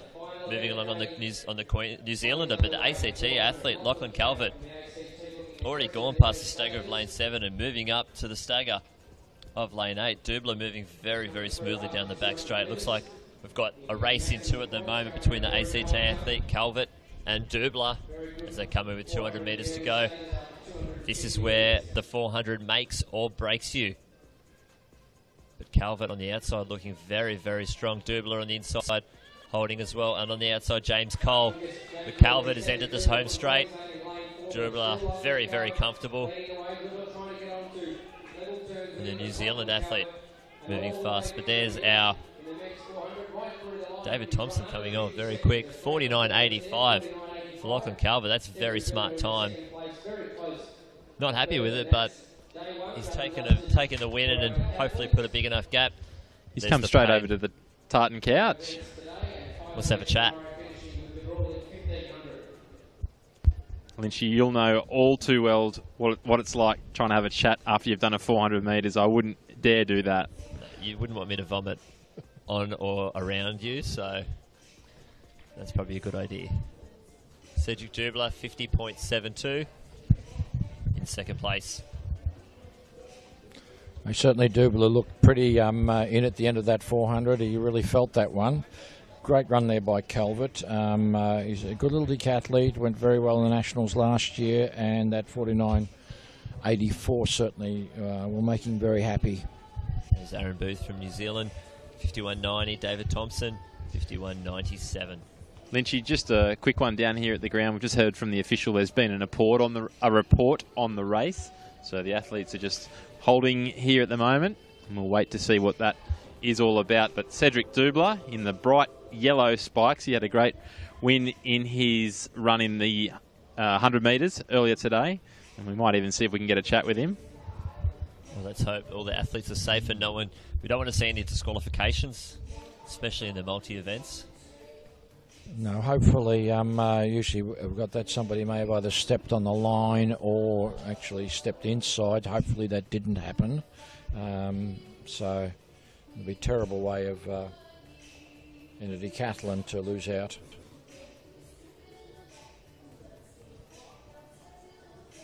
Okay, we've got some of the qualifying marks here from the women's hammer throw. The leading throw was 58.22 by Lara Nielsen. Next best was Gabrielle Neighbour with 57 metres 88. We're going to go to Robbo. We'll just say cut to Robbo for a second there, Sean. Okay, we'll come back in a few moments for that. Yes, and we're joined by Cedric Dubler, the man in the yellow spikes and the yellow singlet, and he's puffing and huffing here, second place in that 400 metres. Mate, massive day for you decathletes. You had a good run in the 100 metres earlier today. You're happy with the end of day one? Yeah, I'm stoked. I don't even know what to say. Like, I just want to get through the decath, get a World Junior qualifier, and get on the plane to America. And I've done really well today. I'm 200 points up on, well, now it'd be more, 250 points up on where I should be, so yeah, I'm really happy. Excellent. So we should point out there's a lot of chat about the road to Glasgow and the Commonwealth Games. There's places on the line here for the World Junior World Junior Championships over in Oregon. So we're hoping this bloke can get over there. So I'm not sure who the mascot is in Oregon. It's definitely not this fella. This is Clyde. I've seen him on a couple of live streams. I've been watching, following on Instagram. Little shout out there. Yeah, mate. And where can we find you on Instagram? You're prolific on there. I love your photos. Just Cedric Dubler. I post some weird photos, some photos you don't really see. I've got a little quadcopter that I took up earlier yesterday and got a photo up. Excellent, mate. We're looking for a quadcopter pilot as part of the Tartan Couch team, as we see a helicopter taking over across the track here. Mate, catch your breath, go back and recover, and we'll see you in the morning. All right, thank you very much. Well done. Cedric Dubler, young star, and he's doing great things in the junior decathlon. Back up to you guys. Oh, you want a banana? Yes. There he goes. Matches your shoes. Well, that was great. At least he's very confident he's on track. If I can just quickly go back before the next event to the women's hammer, Alex Hulley from New South Wales was the third best throw, 54.87. Fourth in the qualifying there was Natalie de Belger from Victoria, 54 metres. In fifth was Kaysan Hockey of Queensland, 53.69. Sixth was Danny McConnell from Tasmania, 51.88. Seventh was Mickey Genge from Tasmania, 51.11. Eighth was Stacey Vernon, 48.53. In ninth was Rebecca Doreen from Tasmania, so the Tassie throwers all going quite well. In 10th was Jacinta Faint from Queensland, and we're not quite sure, do we get 10 or 12? There's a little queue here, and that's where the queues end, I think. Looks like 10 through, so looks like Renee Kalikasia from Malaysia just missed with a 46.61. So good, solid throws, but we'll be waiting for the big 60-metre ones from the leading throwers in the final.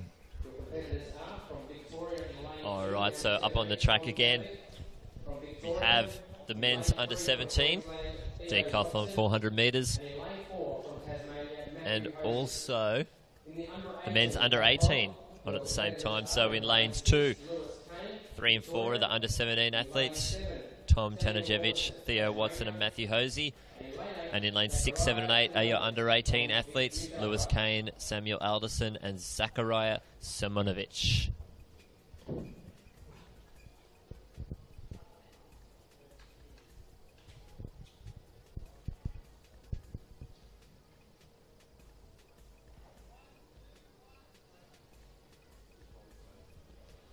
There's Tom Tanajevic on the screen at the moment. He's got 400 metres of track in front of him.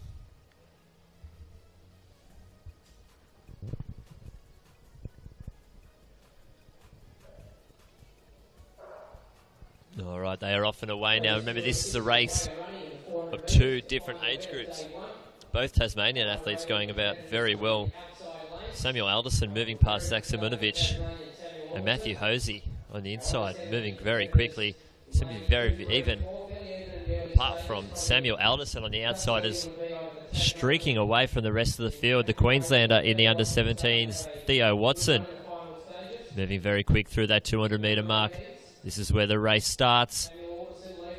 Samuel Alderson leading the under-18s, and Theo Watson leading the under-17s. Zach Simonovic is in second at the moment. But Samuel Alderson, very, very strong in the later stages. And the Queenslander, Theo Watson, has the under-17 race wrapped up. Zach Simonovic on the outside, second in the 18s. Matthew Hosey, second. In the under-17s, Tom Tanajevic in third. And the other Victorian, Lewis Kane, also third in the under-18s. 53.09 for Samuel Alderson. Yeah, it was a good run by Alderson. He's actually very good in the throwing events, and unfortunately Tassie doesn't get the necessary competition, but he'll be relishing it right here now and competing against his peer group, so going extremely well. So the Tasmanians have done quite well, the throwers before, and they did extremely well. They come through with their juniors, so the Tassie's got a lot of good athletes down there. Yeah, they certainly are stepping it up. On the podium right now, these are the medalists in the men's para-athletic long jump.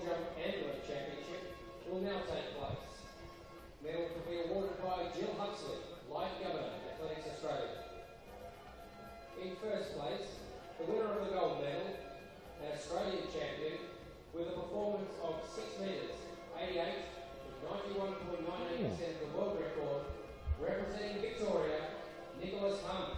All right, Nicholas Hum with a performance of 6 metres, 88. It's a very good jump, taking out the gold medal. With a performance of 4 metres, 91, which was 90.26% of the world record, representing South Australia, Braden Davidson.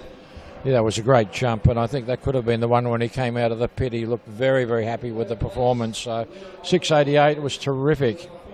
Very close to that 7 metre mark. He was only 91% of the world record, so looks like he might need to get over that 7 metre mark.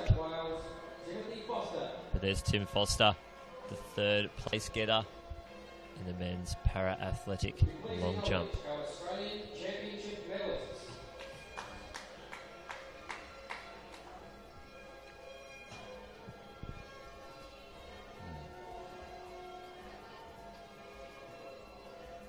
No, he's a happy boy, and he's done very well.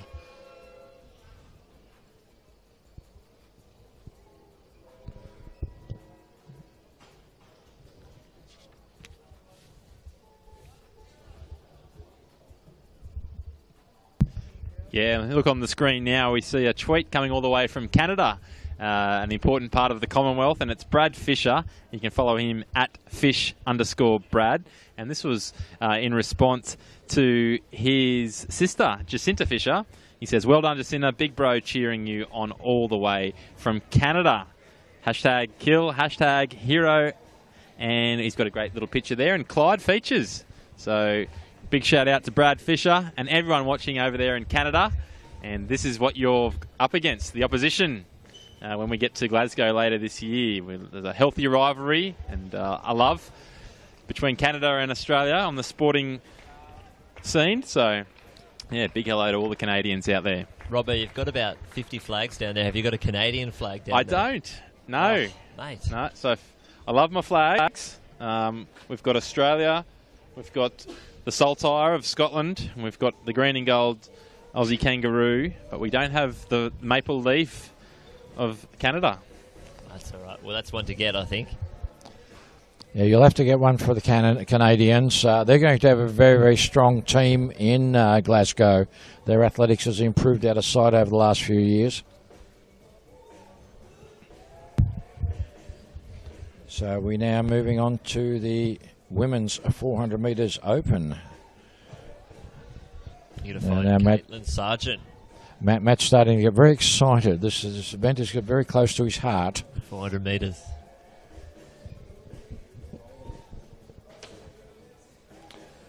It'll be interesting to see how they get through the qualifying rounds, what sort of times they're going to do or need. So 3 heats is really good.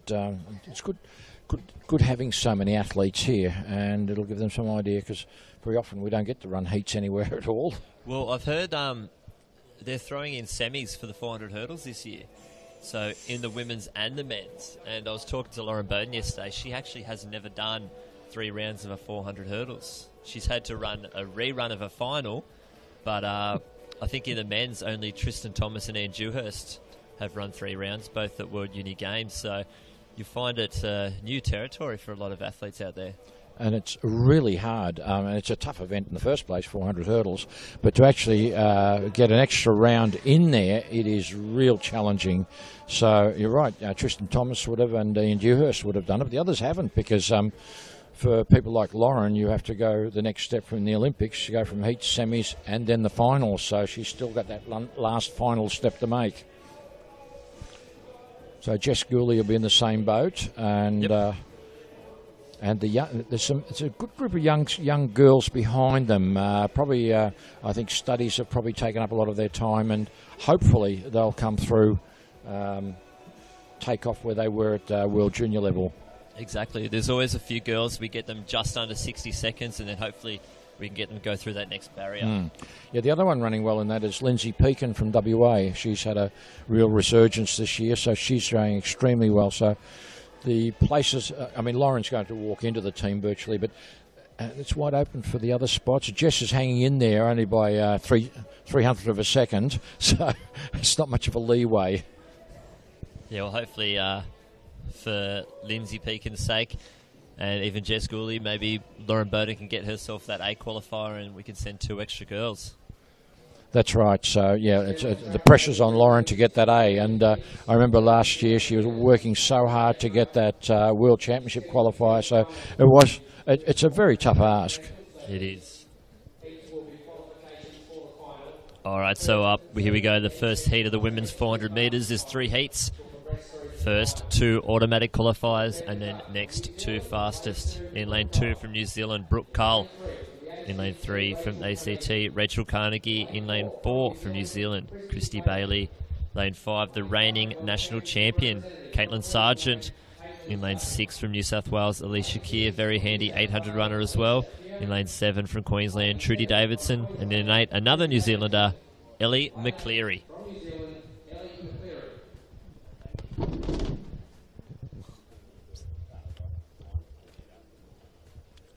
This is getting serious now. Matt has stood up. Must be his event. Certainly is.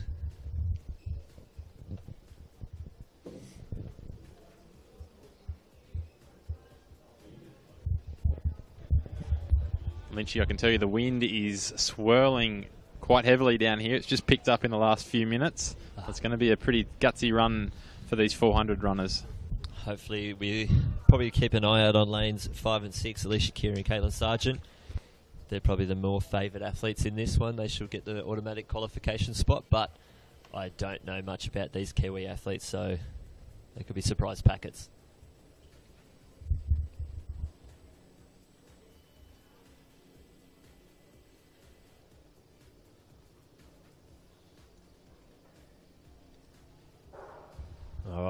Nice and clean. Caitlin Sargent moving straight up on Alicia Keir and past her.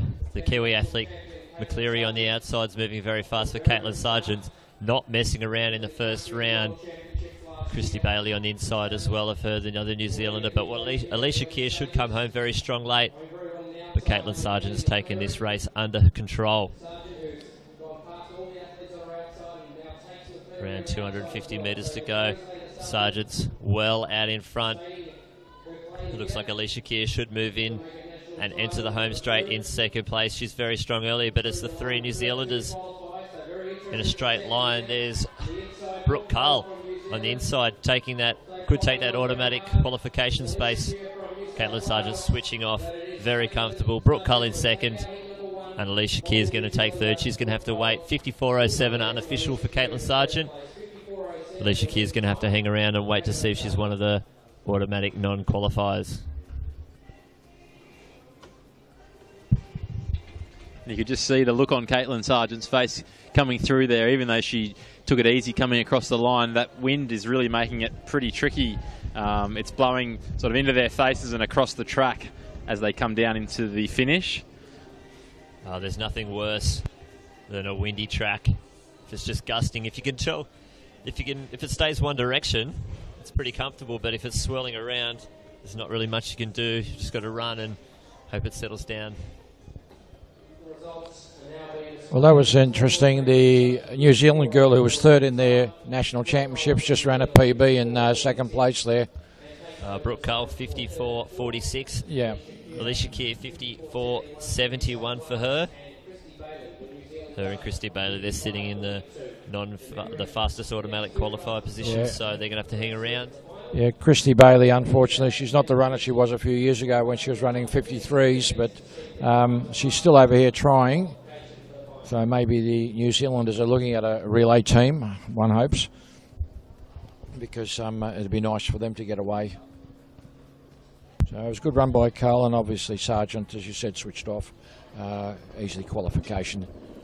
Looks very chilly down trackside. Yes, it is, Lynchy. Those long tights you were talking about earlier, I could do with a pair of them. Yeah, try and keep those trackies on. Maybe we can get you some 2XU compression skins. Yep, size medium for me. Medium? Okay. Just a quick one, just looking at Annalise Ruby preparing here. And her last start on this track was only 2 weeks ago. She had a crack in the shorter distance in the women's 200 metres and came third on that occasion behind Hastings and Ella Nelson. She's back to her more favoured 400 metres here, and we're expecting to see her do it pretty comfortably to get through to the final. All right, here your starters in Heat 2. Beth Vanderwall from Queensland. In lane 2, Madeline Scott from Tassie. In 3, Emily First, Queenslander. In 4, Lizzie Jenkins. In lane 5 from New South Wales. Training partner Emma Hunt in lane 6. And another training partner, Annalise Ruby. All 3 training partners together. And Bessie Hayes in lane 8. That's going to be tough work for the coach to watch all 3 athletes. But they're your starters in Heat 2. Yeah, Beth Vanderwall is coming back into form. She finished third in the Victorian Championships, came down from Queensland. So it'll be interesting how she goes here. Well, the starters are not happy. Stood them all up, so...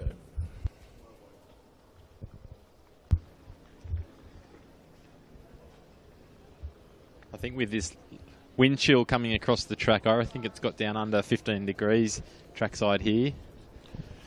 Well, when you're talking about the wind before, those flags just behind the victory dais, 3 were facing one way and 3 were facing the other, so you weren't kidding when you said it was swirling.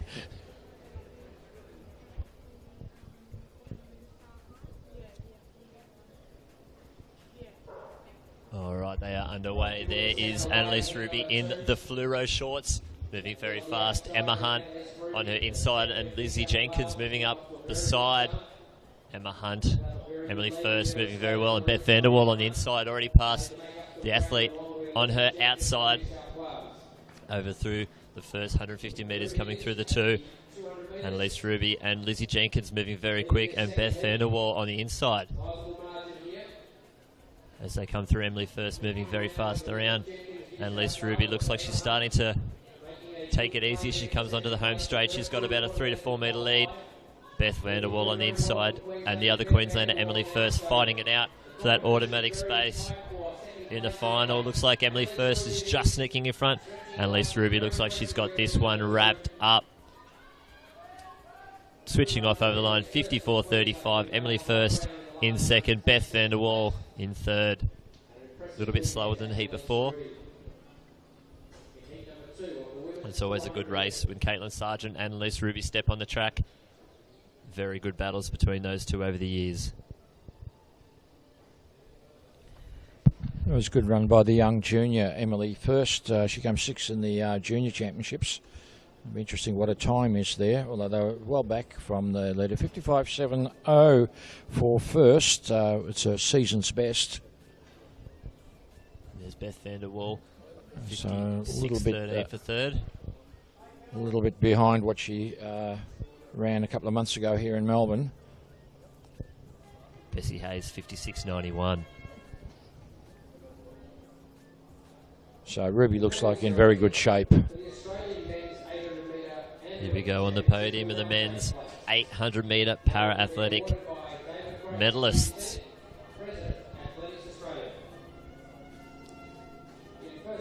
Winner of your gold medal from Tasmania with a time of 2:07.90, 92.94%, Dion Kenzie.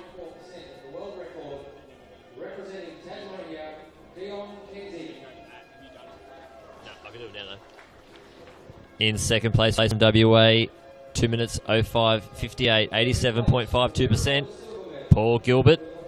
And in bronze for Victoria, Jared Clifford, 209.81, 84.75%. And we're going to switch down to Robbo. He's got someone on the couch with him.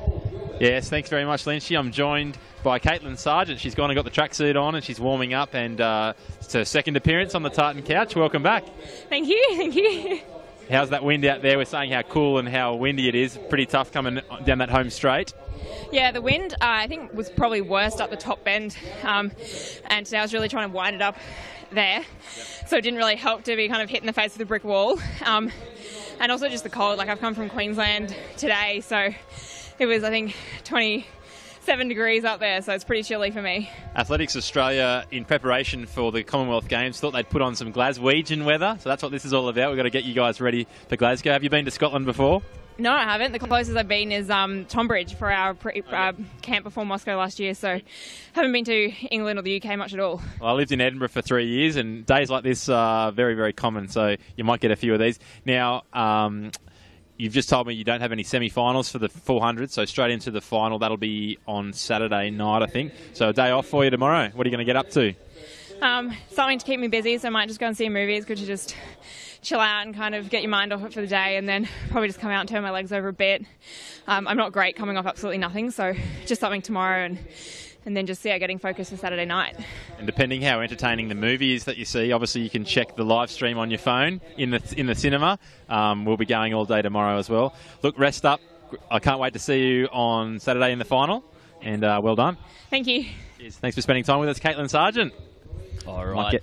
Thank you, Robbo. Now we've got Heat 3, the final heat of the women's 400 metres. Emma Zalkman in 1, Morgan Mitchell 2, Hayley Wilson 3, Emma Kelly 4, Alexandra Bartholomew in 5, Billy Arch in 6, Louise Jones 7, Leanne Hodge in lane 8.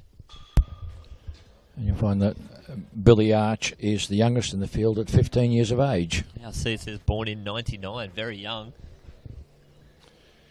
Well, she came third in the National Under-16 Championship, so she's got a bit of ability. But Morgan Mitchell will be interesting in this race. I think she ran a PB at the Queensland Track Classic only last week, so definitely coming into the form at the right time. There she is. Certainly, she's a very strong runner, so it'll be interesting how she goes and lay it on the line here for us. Louise Jones is a New Zealand champion, so it'll be interesting how she goes. As we go, Morgan Mitchell's moved up past all the athletes on her outside, and Alexander Bartholomew moving very quickly as well. The New Zealand athlete Louise Jones on the outside is moving very fast. So we've got a race in 3 at the moment. Morgan Mitchell on the inside. Moving very quickly, Alexandra Bartholomew on the inside and Louise Jones all the way out there in lane 7. She heads into the straight. Morgan Mitchell, very strong home, pulling past Louise Jones. Ali Bartholomew trying to hold on. Leanne Hodge coming back. But Morgan Mitchell and Louise Jones have those first 2 automatic spots. And Ali Bartholomew from New South Wales in third. 53.99 unofficial, the fastest of the heat winners. But those 2 will be your automatic qualifiers.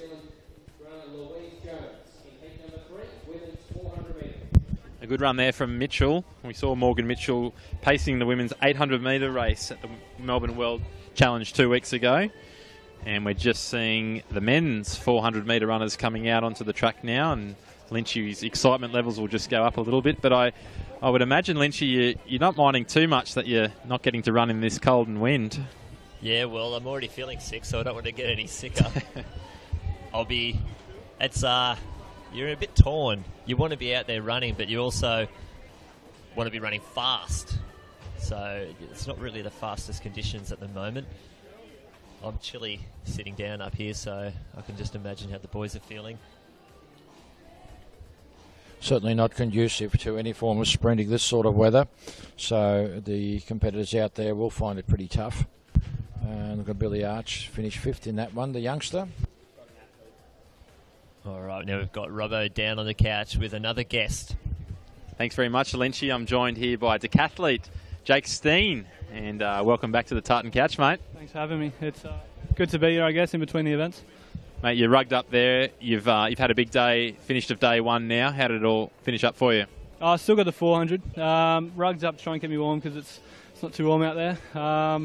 Scrappy day, very, very scrappy day. So I've got to try and win the national title, so I guess that's the goal. Big scores. I don't think anyone's going to score a big score here, so the title, I guess, is the goal. Excellent, mate. Well, we might have a chat with you after the 400. We'll let you go and prepare for that. But thanks for catching up with us, and all the best. Cheers, Robbo. Thank you. Jake Steen. I think we need a tartan couch version of that jacket, Robbo. Looks very warm. Yes, I wouldn't mind that. Actually, I might offer to hold that jacket while he's running the 400. I'll wear it for you. Hold it just over your shoulders. And you might not get it back.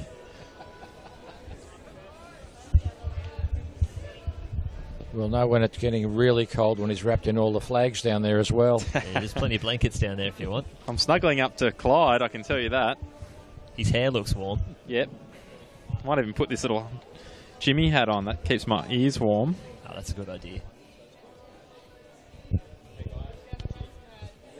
All right, while we wait for the start of the men's 400 metres, we're going to chuck to some ads and come back 5 heats in the men's 400 metres.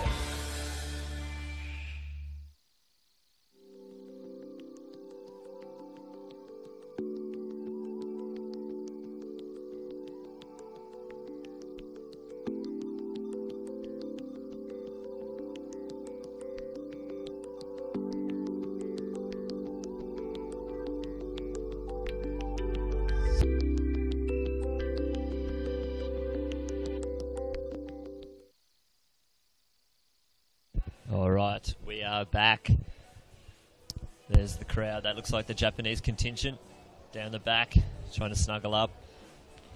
It's great to not only have Japanese athletes here, we have a team from Hong Kong, mostly sprinters, and a small team from Malaysia. Originally it was a much larger team, and the Malaysians are being looked after by a former Australian Olympian, Rob Ballard. Okay. He was a very good pro runner. Your event, 400 metres, but Rob ran in the 88 Olympics and ran in the 4x4 team that made the final. So it's really good. He's looking after the most. Unfortunately, the hurdlers didn't come. They had a list of very good hurdlers that were going to come out here.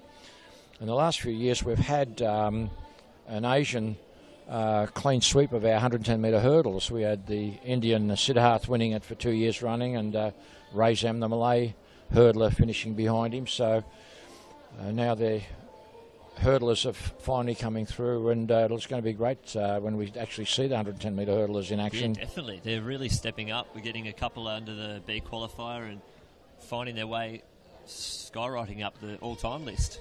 Well, that's great. Both Baines and Huff have done really, really well. The interesting thing is Molina got injured just before, I think, one of the Grand Prix meets, so it just depends on where he's at. He did 11-centimetre hamstring tear, I've heard. That is a fairly nasty hamstring tear. Yeah, it's quite a big hamstring tear, that one. That may... it might be an empty lane there. It's a tough one to do. You just can't, especially if it's his lead leg. And it's good to see. It looks like All right, so there we go. There's our starters in the Heat 1. Well, so we got the colours of my club there, Ringwood, Cameron Moss. So I'll stay subdued over here. All right, so we've got Tamatoki in lane 1, Alex Beck in 2, Paul Cummings in 3, Chris Punch in 4, Cameron Moss in 5, Nelson Stone in 6, Matthew Hargraves in 7, and Chan Kar-chun in lane 8. Keep your eyes out on lane 1 and 2. Tamatoki, former 200-metre silver medalist at the 2012 Australian National Champs. Alex Beck, the reigning national champion. First Queenslander to win it in quite a few years last year. And Nelson Stone from Papua New Guinea always finds himself in really good form in the Commonwealth Games years. And Stone, of course, who trains in Queensland, almost in veteran stages, but very hard man to beat. Just like his teammate up there, Toya Whistle, who won our National 100 title last year, Commonwealth finalist.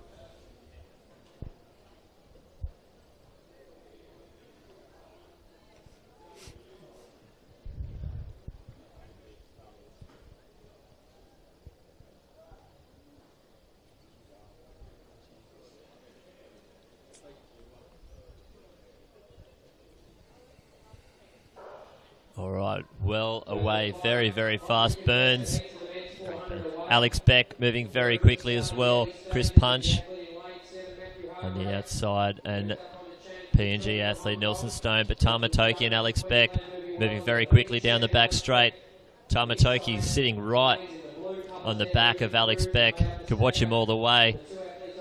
Here we go with only 200 metres to go. There's Toki on the inside. Very tough running a whole 400 in lane 1.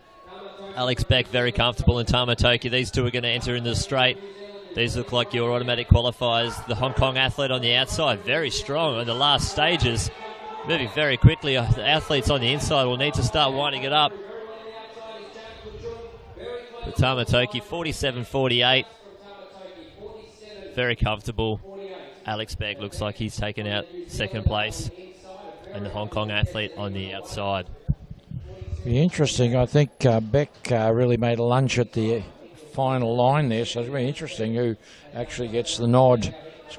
They both had to really move because the Hong Kong athlete was coming down very quickly on the outside lane. Yeah, sneaking down the outside. The boys would have thought as they entered the home straight that they were very comfortably through to the next round, but yeah, the athlete from Hong Kong threw a spanner in the works then and moved very fast. There it is, 47.47, the official time for Tamatoki.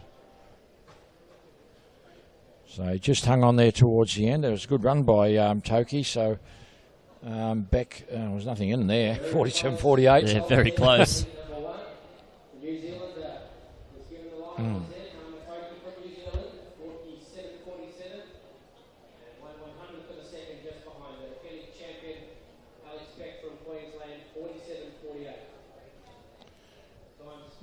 It'll be very interesting what Chan gets, because 47.46 is his PB.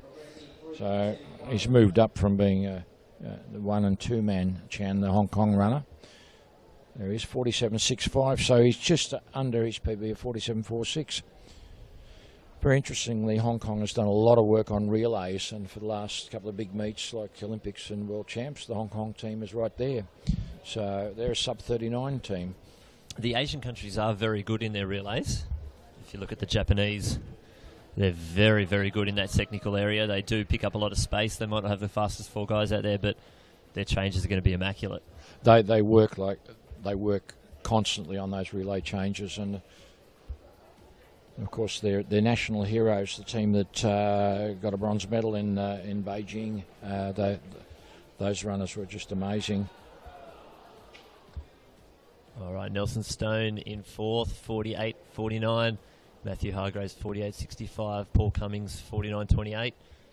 And we've just lost that on the scoreboard, so they were your top 6 for the first heat. Still trying to hear what the qualification system is. There is 5 heats, so there will be semis. We're not sure who gets through automatically. We're assuming that it will be the first 2 and the next 6 fastest, but don't hold us on that. We're not too sure yet. We're just hoping it won't be a cutthroat. First 3 in each and one fast loser gets through. That'll be really tough. That would be tough. That's very cutthroat. On screen we see Dylan Grant there. He's a man who has been a sub-46 second 400 metre runner a few years back, but he's slowly working his way back. And this great junior here, Common, who is, of course, he's going to go to Oregon. He is in the 200. He could go in the 4, but he's decided to concentrate on that 200 metres. So we've got James Kermond in lane 1, Dylan Grant in lane 2, Daniel Dyatt from New Zealand in 3, Andrew Robertson in 4, James Kalushki, who's been picked in the 4x4 team for the World Juniors, in 5, Jordan Fleming in 6, Fraser Russell in 7, and Jared Gilroy in lane 8.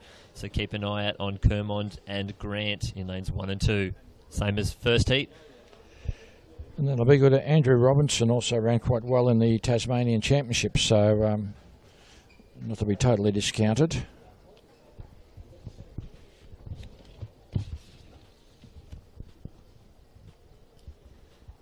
Never underestimate the New Zealanders who make their way out to Australia. They're always very good athletes as well.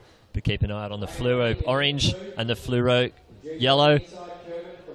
There's Dylan Grant moving very, very fast, leaving Kermond behind. He can come home strong, but Dylan Grant has taken the race out of the New Zealander on his outside. Dyatt moving very fast as well.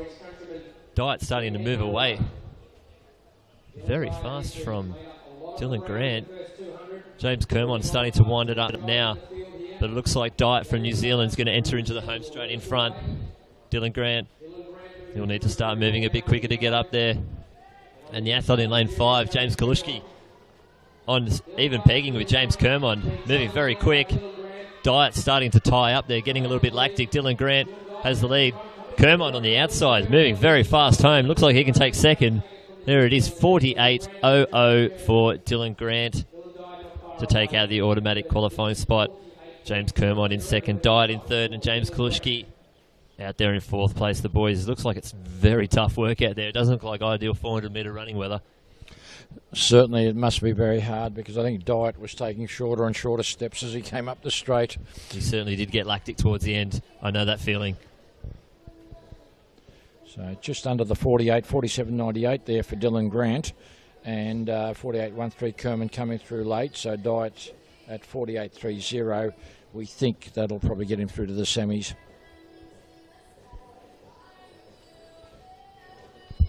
Be interesting how, because the juniors had really peaked themselves for the national juniors, they probably come of them on the way down a little bit. Big week of racing for the junior champs. A lot of 400s, a lot of relays, a lot of 200s. And Kermond's actually run at the Melbourne Track Classic as well. So he's had a very big season, and they're very fortunate in Sydney having the magical weather there. Of course, that nearly everybody did a PB or a season's best, all the juniors, which was terrific for the sport. They do get spoiled with good weather. I know. I usually grizzle. It always rains in Sydney, but Well, it decided to rain as soon as the Sydney Track Classic started, and then it was fine the next day for the juniors. Yeah, that was some storm. It was like an artillery brigade going off behind us. But then it cleared up, and it was a great meet afterwards. So, but unfortunately, it is cool. We can now say it's cold here.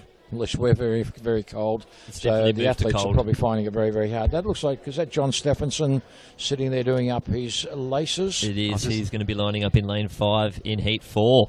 And certainly having run an 800 and then a 400 in the 2 classics, his time should, well, if the weather gets good, it'll come down. It'll be good to see him back running some really good 46 and maybe even under. Definitely a good man to have in the team. Robbo, what's the weather like down there trackside? Ooh, I'd be lying if I said it was warm and still, mate. It's actually picked up a little bit for these men's 400s. So you just grab another blanket, mate, and wrap that around you. Yes, you can see John Stephenson. He's warming up. I've seen Steve Solomon, Rich Hadji. Yeah, he's just getting ready. He's giving me the horns there. I love his haircut. So the men's 400. They've got some tough conditions here, but the guys are ready for business and ready to progress their way through the rounds. I guess it's the same for everybody down there. Cold, and they're just going to fight it out amongst themselves to who gets across the line. Yeah, everyone's running in the same weather, so it actually looks like it's getting sunnier. Maybe that, and it's getting colder at the same time. If you said the weather's picking up, so let's hope that sun actually comes through. It's Melbourne. There's about 4 different seasons in one day. That's right. Where are you getting it? All right, so we've got the starters in heat 3. Chris Ballieu in lane 2, Craig Burns in lane 3, World Championships relay runner. DeLuca Lawson-Matthews in lane 4, Luke Greco in 5, Simon Spann in 6, Ian Douglas in 7, and Kurt Mulcahy in lane 8. So you've got the Victoria State Champ in lane 7 and the New South Wales State Champion on the outside. Keep an eye on Craig Burns as well in lane 3. Well, Kurt Mulcahy, of course, he had his little play at rugby there because he was a great junior, and he's slowly working himself back in. This is quite an open race here. Yeah, Craig Burns looks like the outright favourite to take the win, but that other possibly automatic qualifying spot. It'll be a good mix. Chris Ballieu is running well. Ian Douglas is the Victorian champion.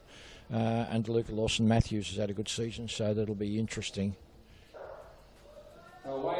Off nice and quick.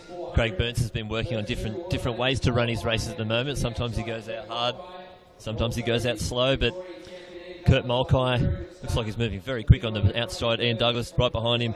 Craig Burns eating up the stagger on the athletes on his outside. He's already moved past lanes 4, 5 and 6.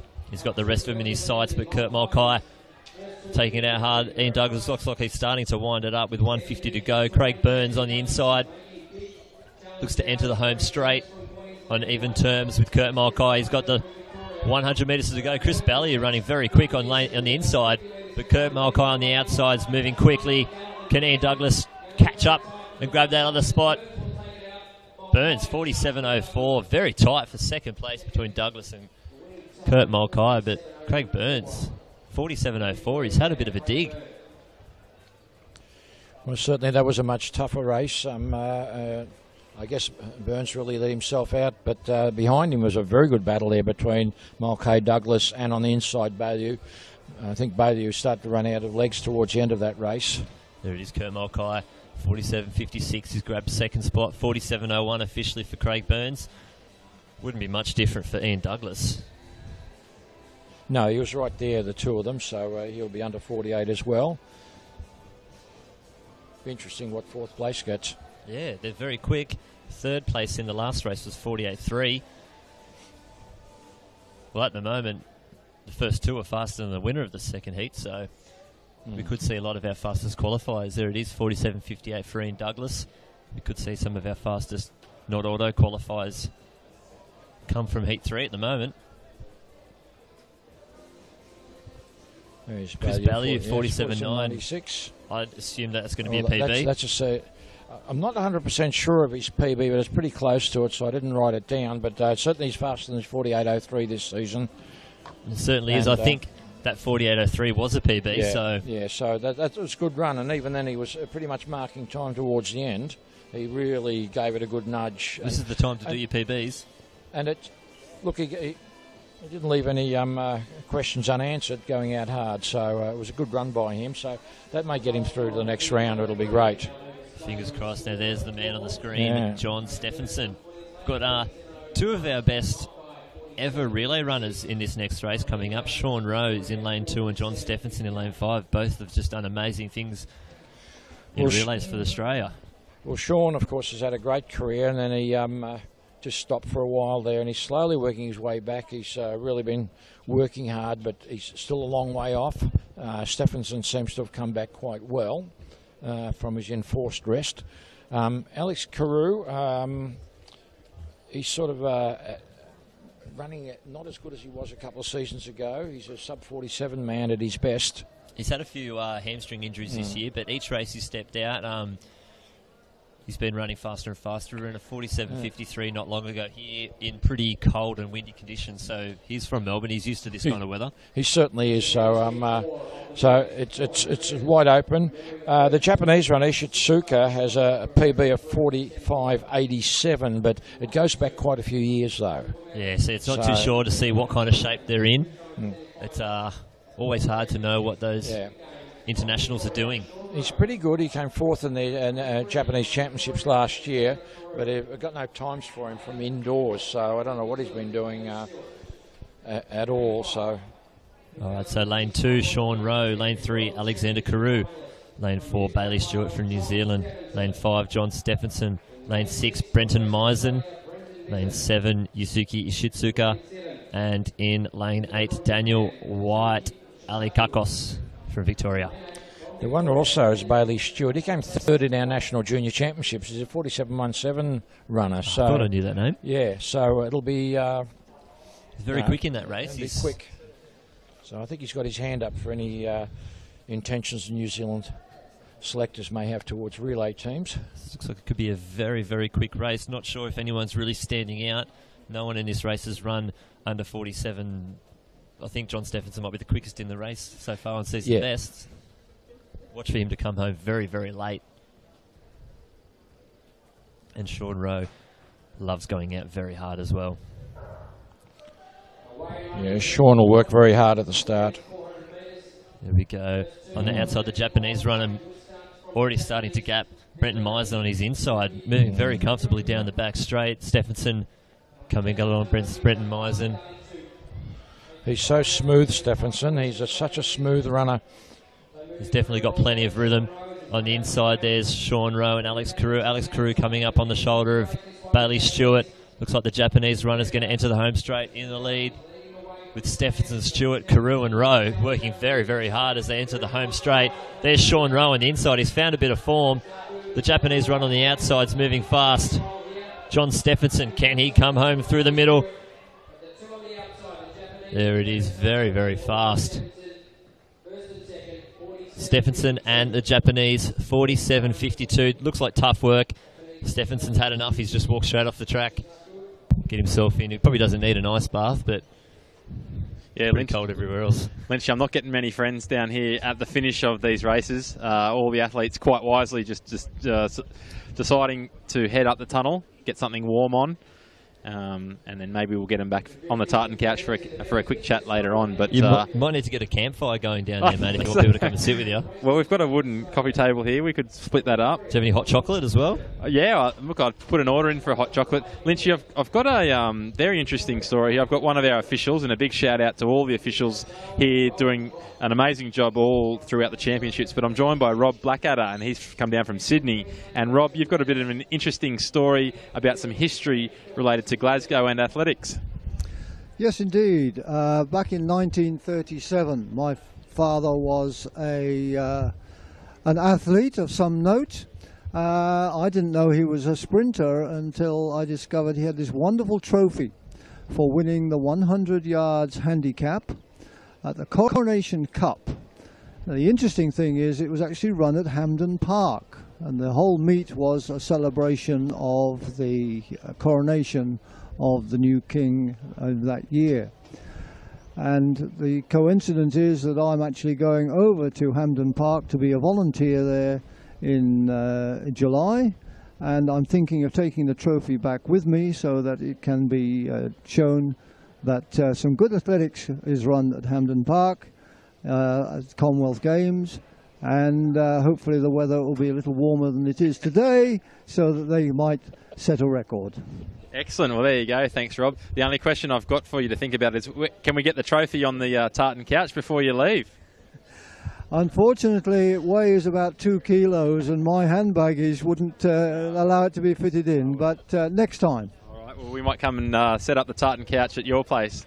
Thanks very much, Rob Blackadder, one of our officials, doing a great job here, getting all these 400-metre runners. I hope I didn't distract him too much there. Didn't he love the camera?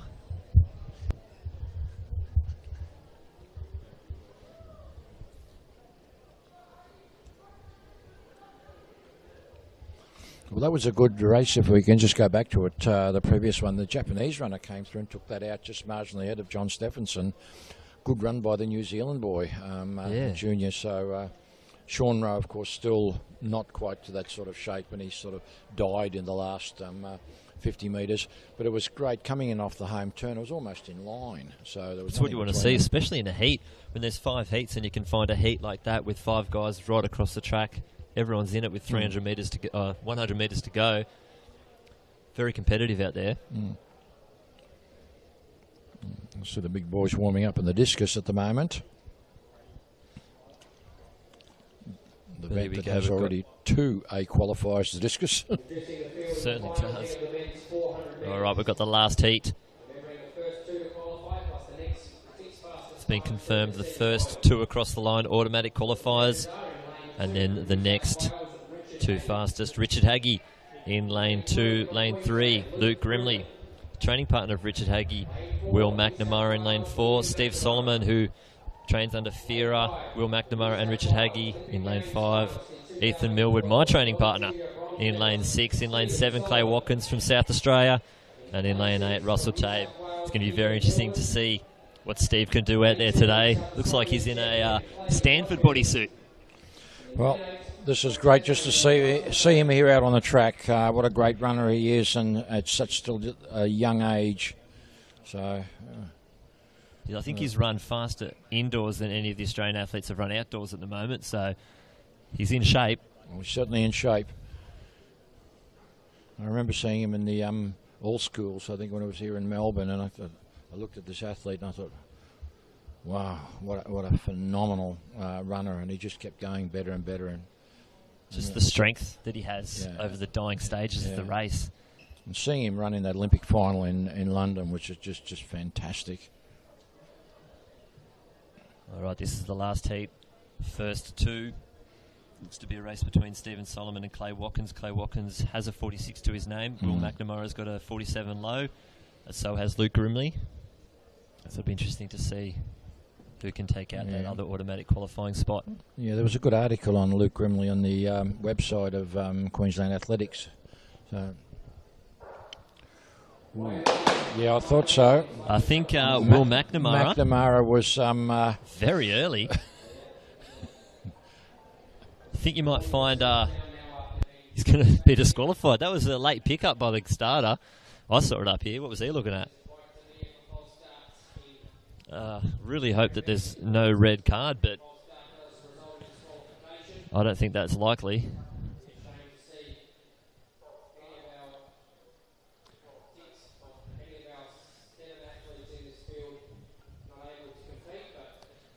Will McNamara with a season best of around 47.2 was a chance for the automatic spot to get to the final, but I think he's done. Stick a fork in Will McNamara. Very unfortunate to get disqualified at Nationals. Let's hope he's got another few events while he's down here. A few of the other athletes are very nervous down there on the blocks. So now this race of 7's turned into a race of 6. You'll find lane 4 will be empty. Stephen Solomon. So the men behind the blocks. I'll finish up after this race. Ready to go in the final heat of the men's 400 metres. Yep, I'll leave you with the open hands. All right, we're down again. Let's hope we can get away clean. We don't like to see athletes get false started.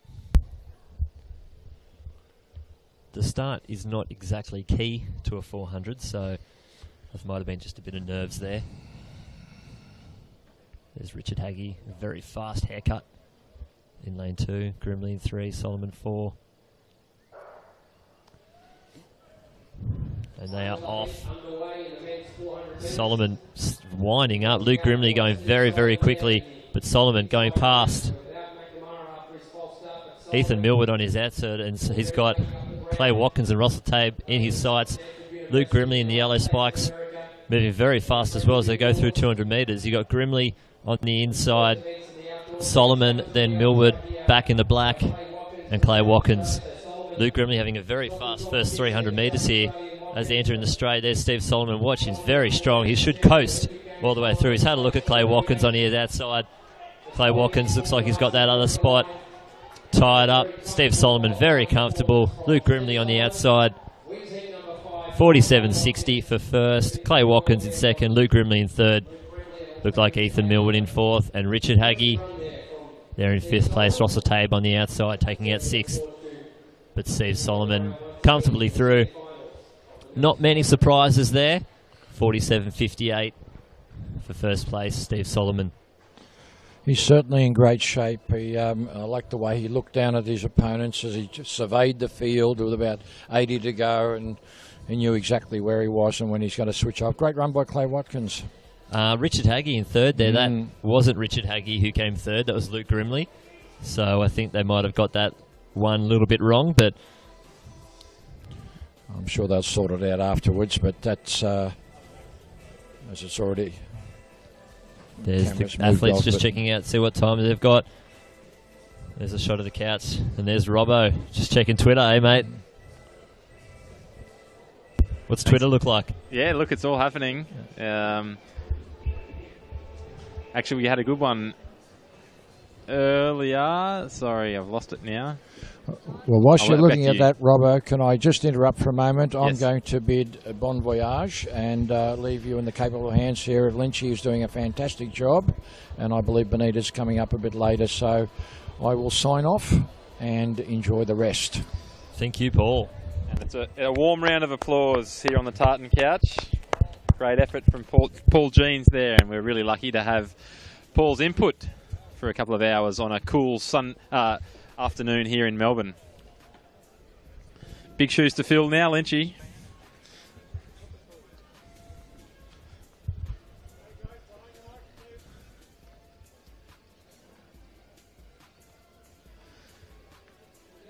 And we've got the first of the men's 800 metres coming up and out on track. We see Josh Ralph. Spoke to him just a couple of moments ago. He's nice and relaxed. Feels quite at home on this track. He's had a couple of great results here. One as recent as 2 weeks ago in the IAAF Melbourne World Challenge, where he set an A qualifier. You'd just be happy to get through the rounds, I'd say, tonight. Alex Rowe, he's also very excited as well. We're just going to cross up to Lynchy, call this medal.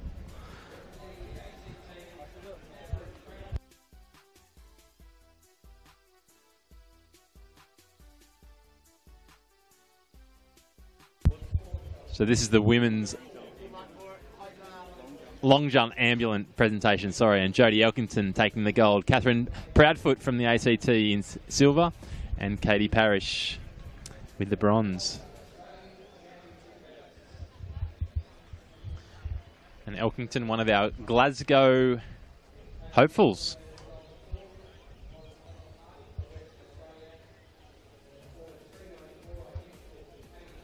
As we see Ralph there, middle of your screen. I think he's actually looking at himself in the monitor down here at the tartan couch, keeping warm. All these athletes trying to minimise the time out of the tracksuit. And as soon as they're crossing the finish line, they want to go and warm up straight away.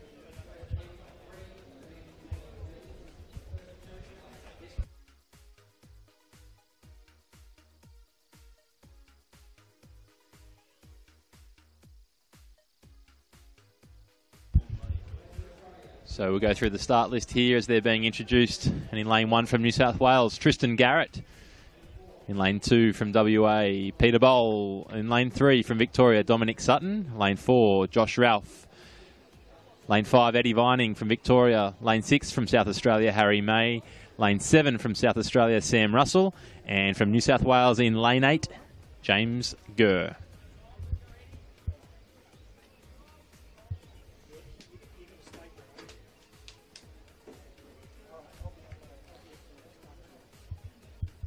All eyes on Ralph and Vining. Lanes 4 and 5.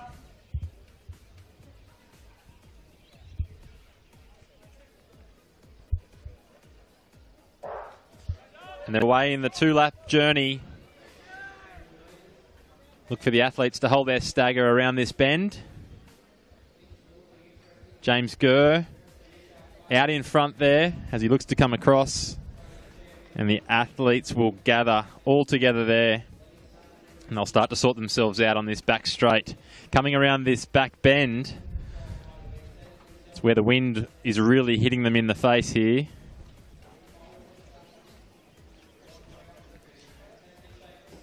Don't expect a fast race.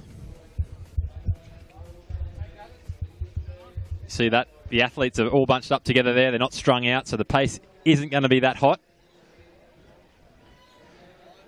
Ralph's coming on up on the outside here now. All bunched as they cross the finish line and go through the bell. Ralph's in a very comfortable position there in second place. He's tucked in there behind Bowl.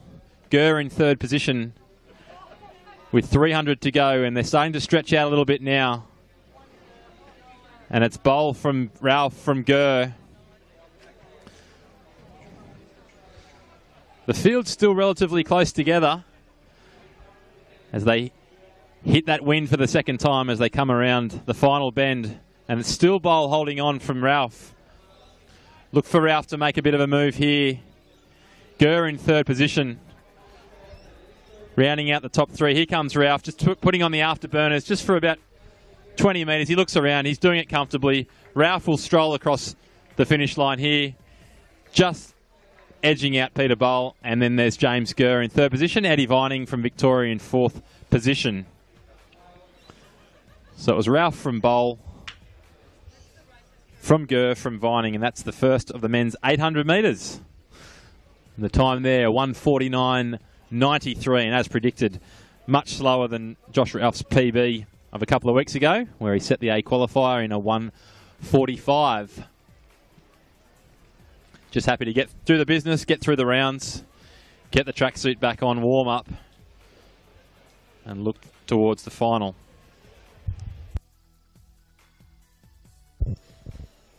Robbo, I'm back, mate. I think these 800 boys, they get a day off too. I think their final isn't until Saturday night, so they can rest, chill out tomorrow, and then find themselves back on the track on Super Saturday. There's the official results.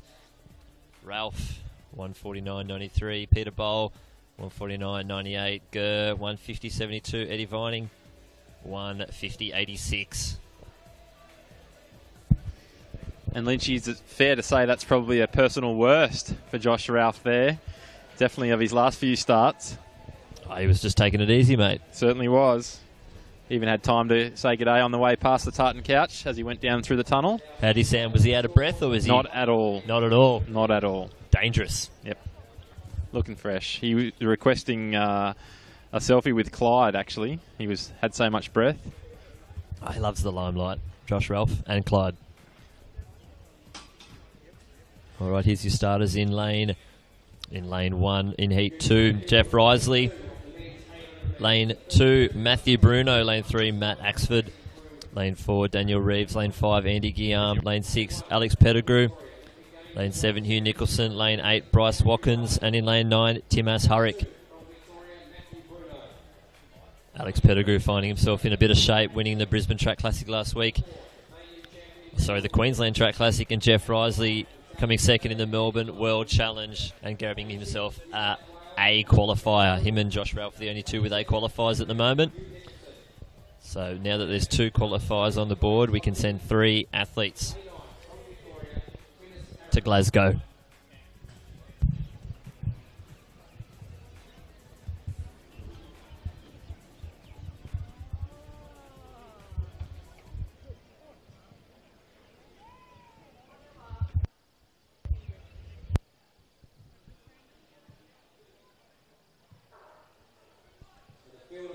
Underway, very, very even.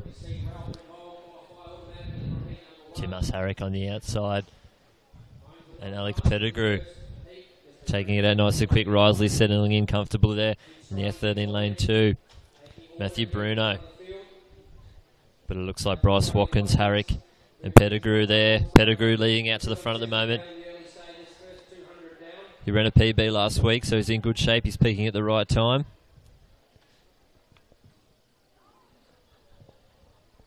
Just behind them is a very tall figure of Jeff Risley. There's Bryce Watkins in second and Timas Harrick.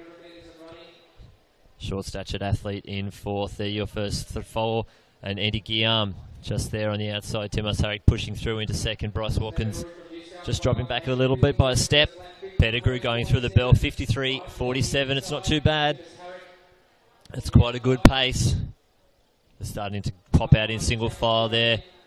Pettigrew, Risley, Harrick, Watkins, Guillaume. Your first 5. There's Harrick moving on the outside as Risley starts to wind it up as well. 2:50 to go and they've gone past Alex Pettigrew. Risley unwinding those legs. 200 metres to go. They've gone through 600 and around 121, 122. There's Harrick on the outside. They want to get these top 2 automatic spots. Watkins has gone into third. Right in front of Pettigrew there. Risley looking very comfortable. Harrick, a different picture there. But those red shoot athletes out the front should take those first 2 spots. Risley very comfortable. Watkins has got third, locked down, and Pettigrew is still fighting. But 148, 149, 44. Very, very comfortable for Jeff Risley.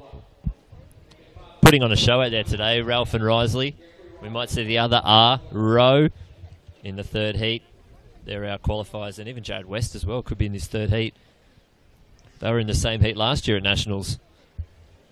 Yep, I can confirm they are, as Jared West just pops off the tracksuit, makes his way out onto the track. But all class there from Jeff Risley, and let's not forget, he's eyeing off the 1,500 metre, 800 metre double over the course of the National Champs, so he's got a bit of work ahead of him. Well done, Jeff.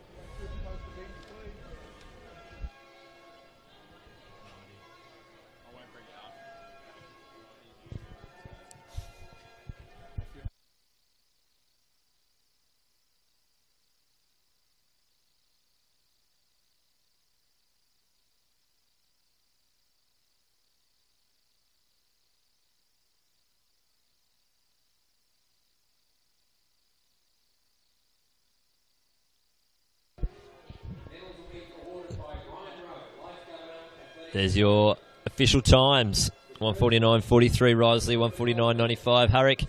Watkins 150.62, Pettigrew 150.95. We've got a very good, very smart Heat 3. Lachlan Mann, Ryan Patterson, Alexander Rowe, Mitchell Thompson, Jared West, Jordan Guzman, Steve Nucky and Alec Thomas. A few athletes here have gone under 150.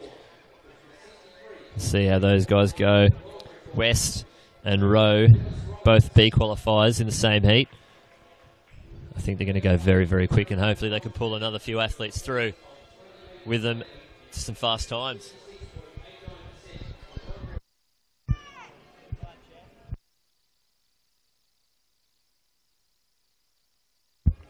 Lynchy, sounds like we've got another medal presentation happening down there. We do. I think it's in the women's ambulant. Discus.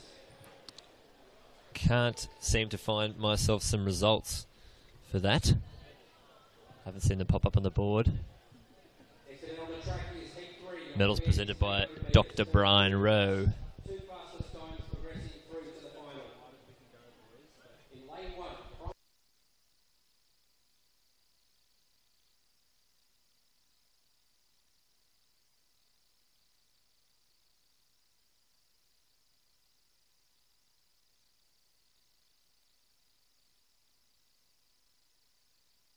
All right, we got lane 1, Lachlan Mann. Lane 2, Ryan Patterson. Lane 3, Alex Rowe. Lane 4, Mitchell Thompson. 5, Jared West. 6, Guzman.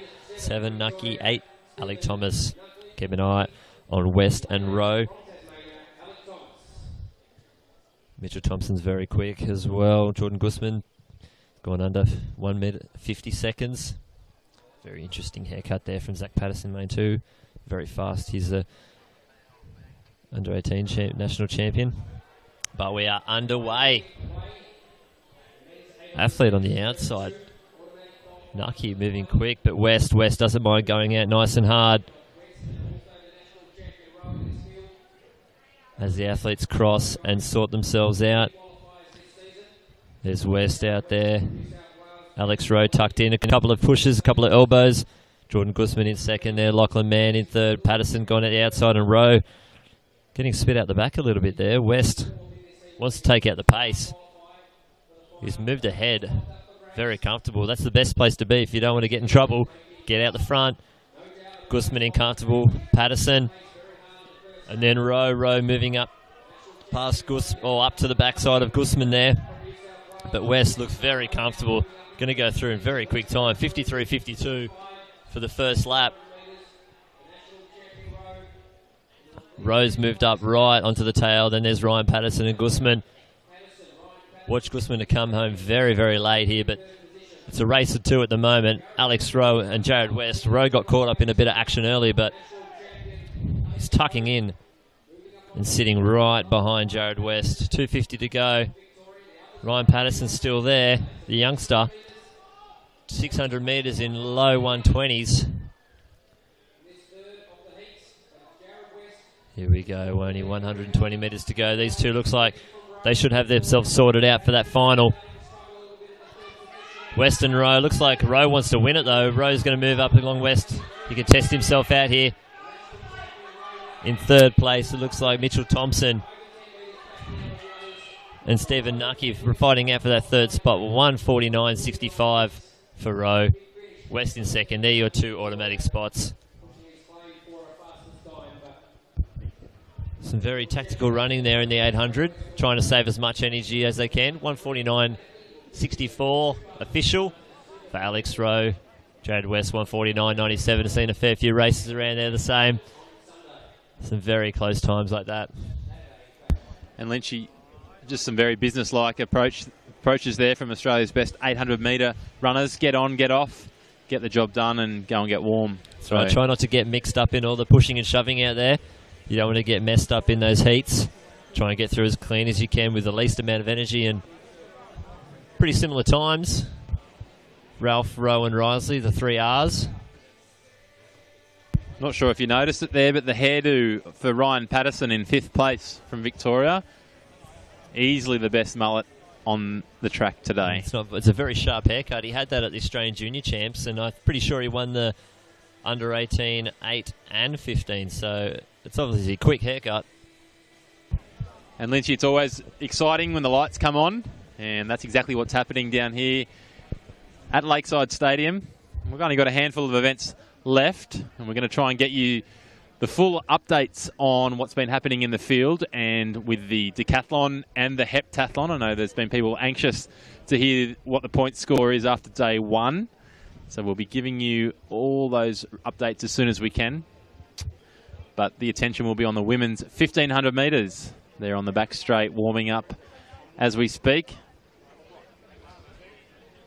And Lynchy, this is going to be another great hit out for some of Australia's best middle distance runners.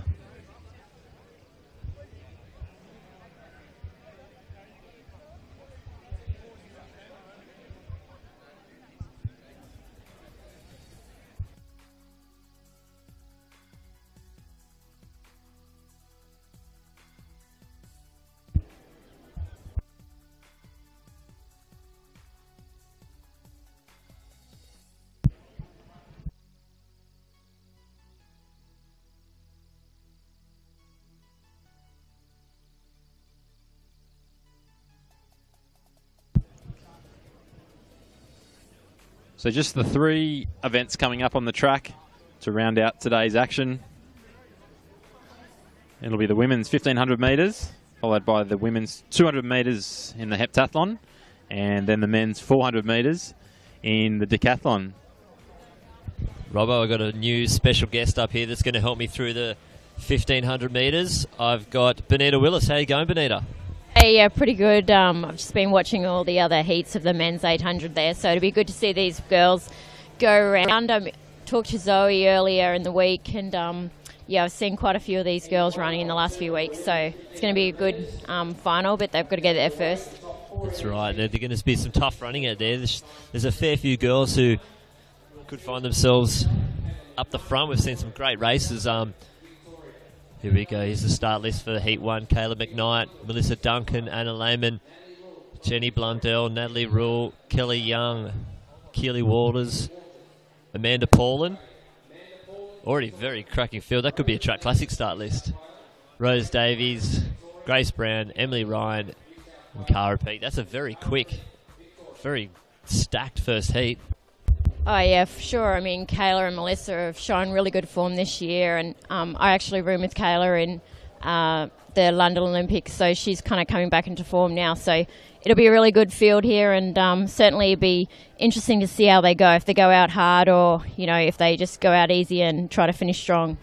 Yeah, Anna Lehman found herself picked for the World Junior team in the 1,500, and Jenny Blundell ran a very quick PB at the Melbourne World Challenge 2 weeks ago, so looks like it could be those 4.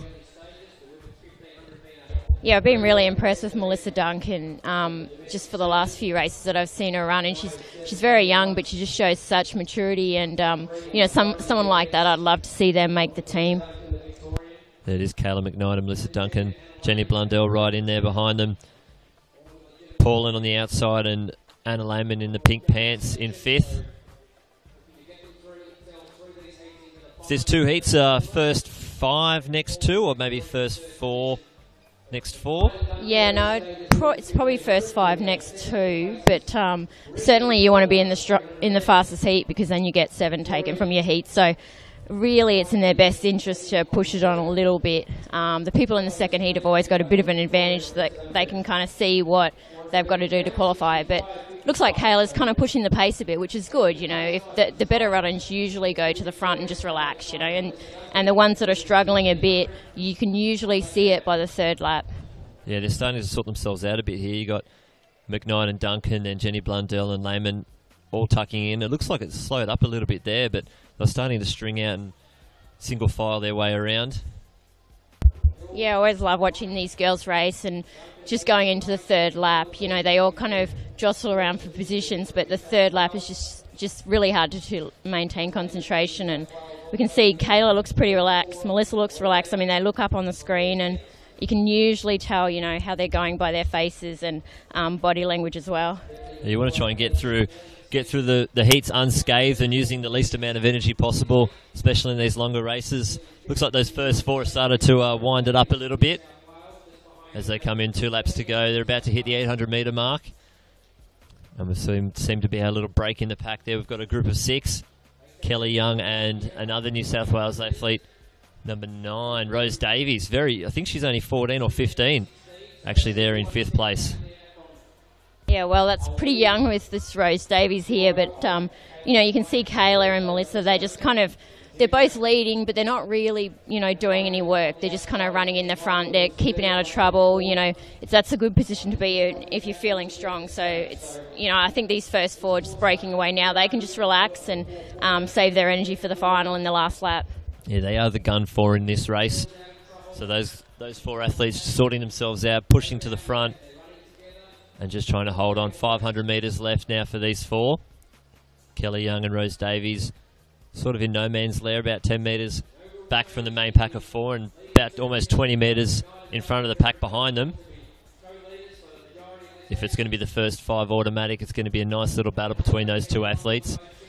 1 lap to go, 3 minutes 10 through the 1,100 metres. Yeah, so 3 minutes 10 with 1 lap to go. You know, it's not going to be super fast, but, you know, who cares? It's all about qualifying for the final, and certainly, you know, if you're going to come 5th and 6th and 7th, well, 6th and 7th, sorry, yeah, you want it to be fast to go through. Yeah, so these 4, they shouldn't be trying to kick it down anymore.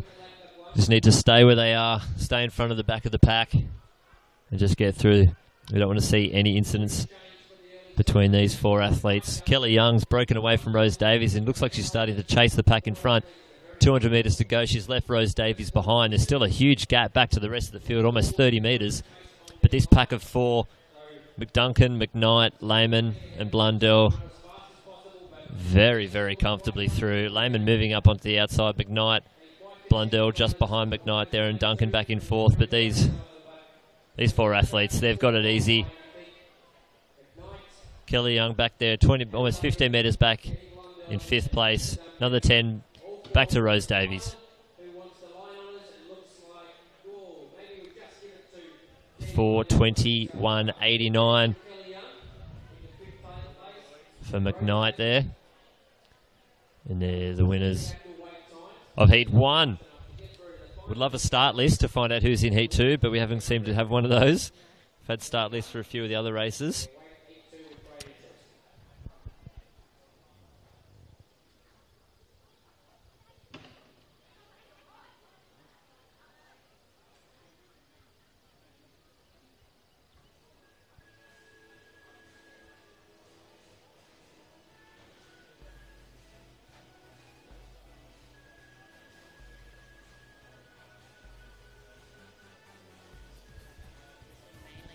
Oh, Jenny Blundell. There it is, 4:21.89. McKnight, 4:21.91. Lehman, 4:22.38. Duncan, 4:23.49. Kelly Young, 4:26.81.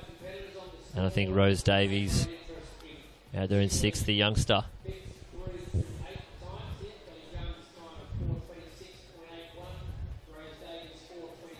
4:27.68 for Rose Davies.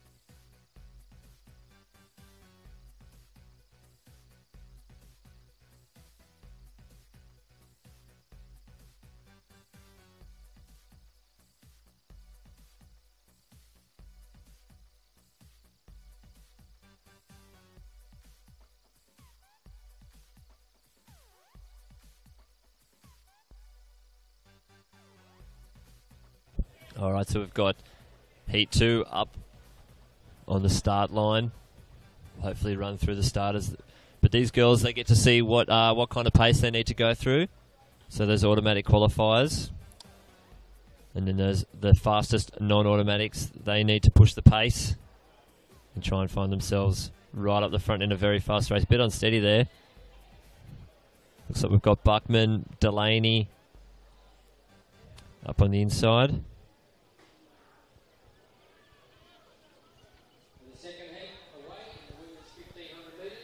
All right, Bridie Delaney and Zoe Buckman just sorting themselves out, moving up to the front really early. Heidi Gregson, Cleland from Victoria, Muggy Athau, Millie Clark, Julia Minucci, Megan Smith, Dana Smith, Casey Mumby, Rose Weber, Emily Augustine, and Claudia Verstraeten. They're your starters. There's Buckman and Delaney up in the first 2. There's Heidi Gregson there. Yeah, you can see kind of Buckman and Bridie Delaney there, just running their own pace, but they don't look like they're straining at all. Zoe was 7th in the World Champs last year. Both Zoe and Bridie Delaney have the B qualifier for Comm Games, so they're the class runners of the field, and certainly they got to kind of save their energy for the final. But they look good after a lap. Yeah, nice and comfortable. They both ran very well at the Melbourne World Challenge. Delaney getting herself a B qualifier. Buckman running a few 800s lately. She ran a too low last week at the Queensland Track Classic, so now she's stepping back up to the 8.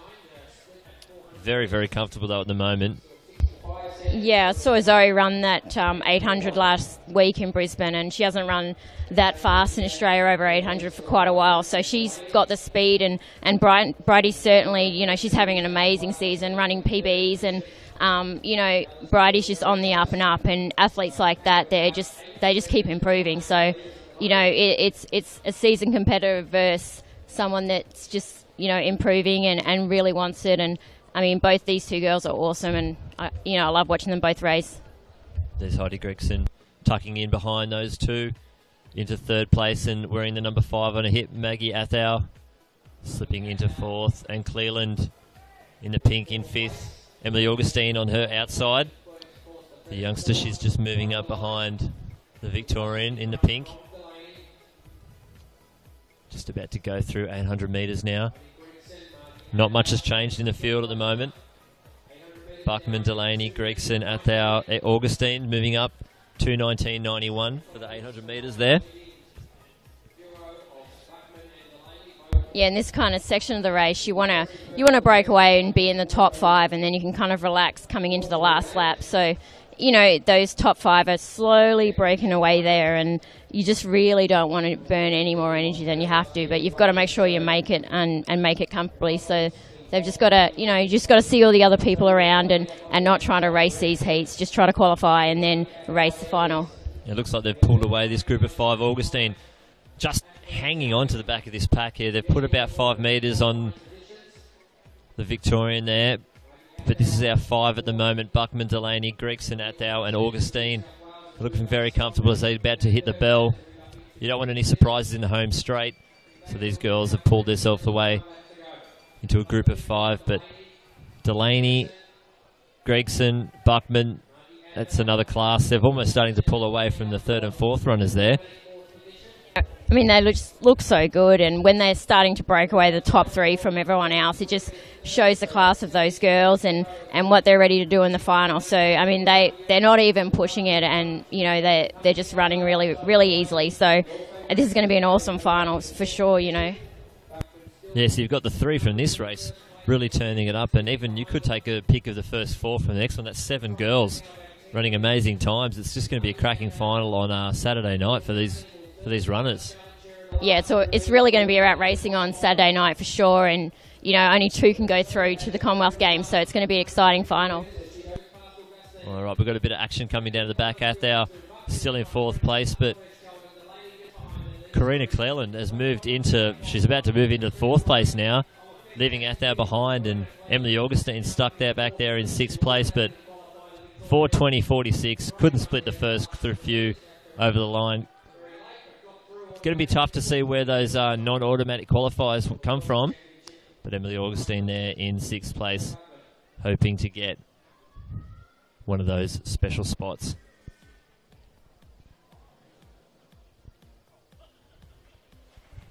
There it is, 4:20.47 automatic, 4:20.56. Buckman in first, Gregson in second, Delaney 4:20.75.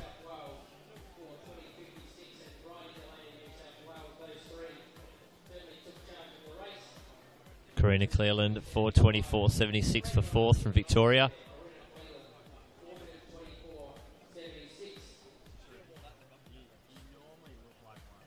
And Margie Athau from Queensland, 4:26.12.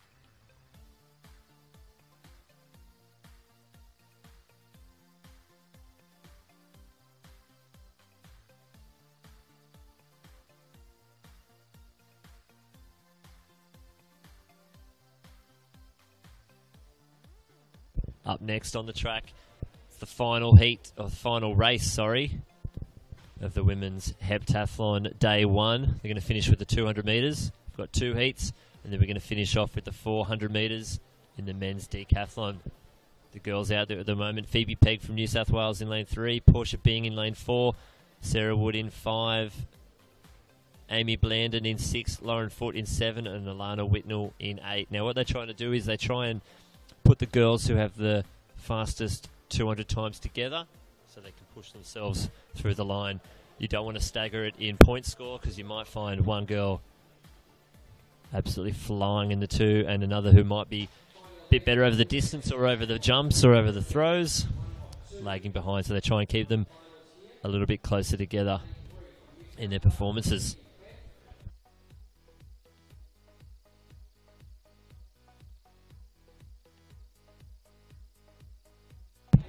And Lynchy, I've got a couple of the men's decathletes getting ready for their 400 metres. That'll be the final event on the track here this evening. And I'm setting myself the challenge of trying to get Jake Steen's big jacket. Happy to hold on to that while he does his 400 metres. I'd say he'll want it back pretty warm, mate. Yeah. So he'll want it back pretty quick once he crosses that finish line. All right, we've got the event leader, Portia Bing, in lane 4 from New Zealand.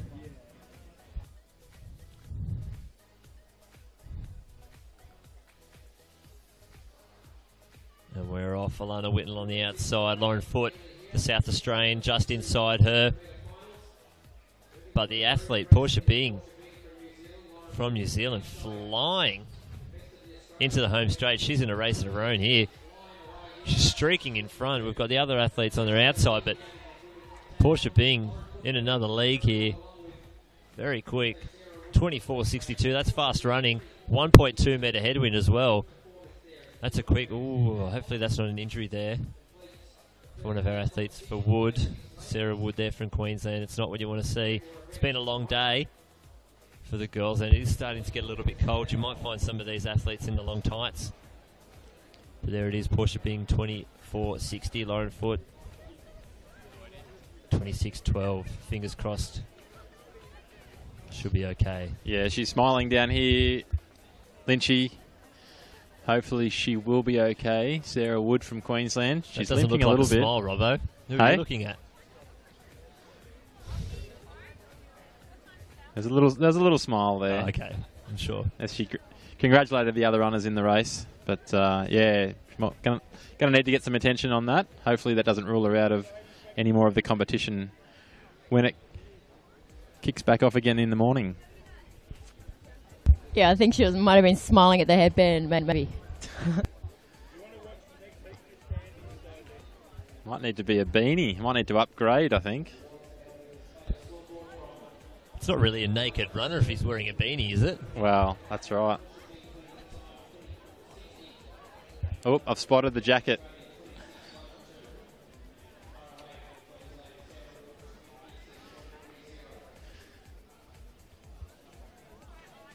So as a proud Novocastrian, got a special interest in the runner in this next race, Sophie Stanwell.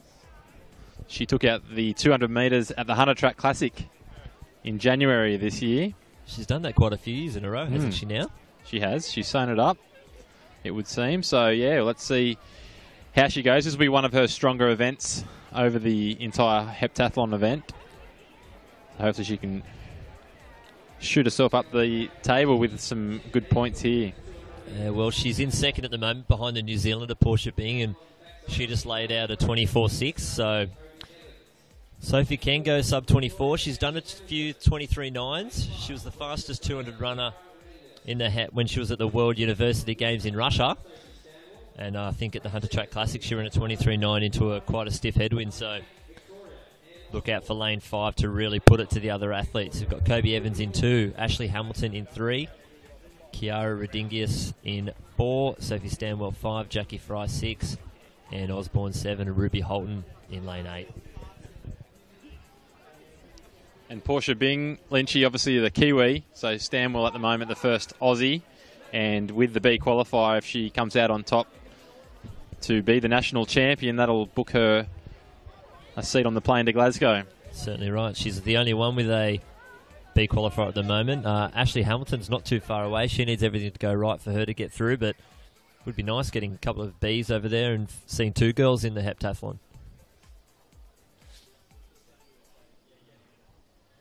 Nothing worse than standing out there so.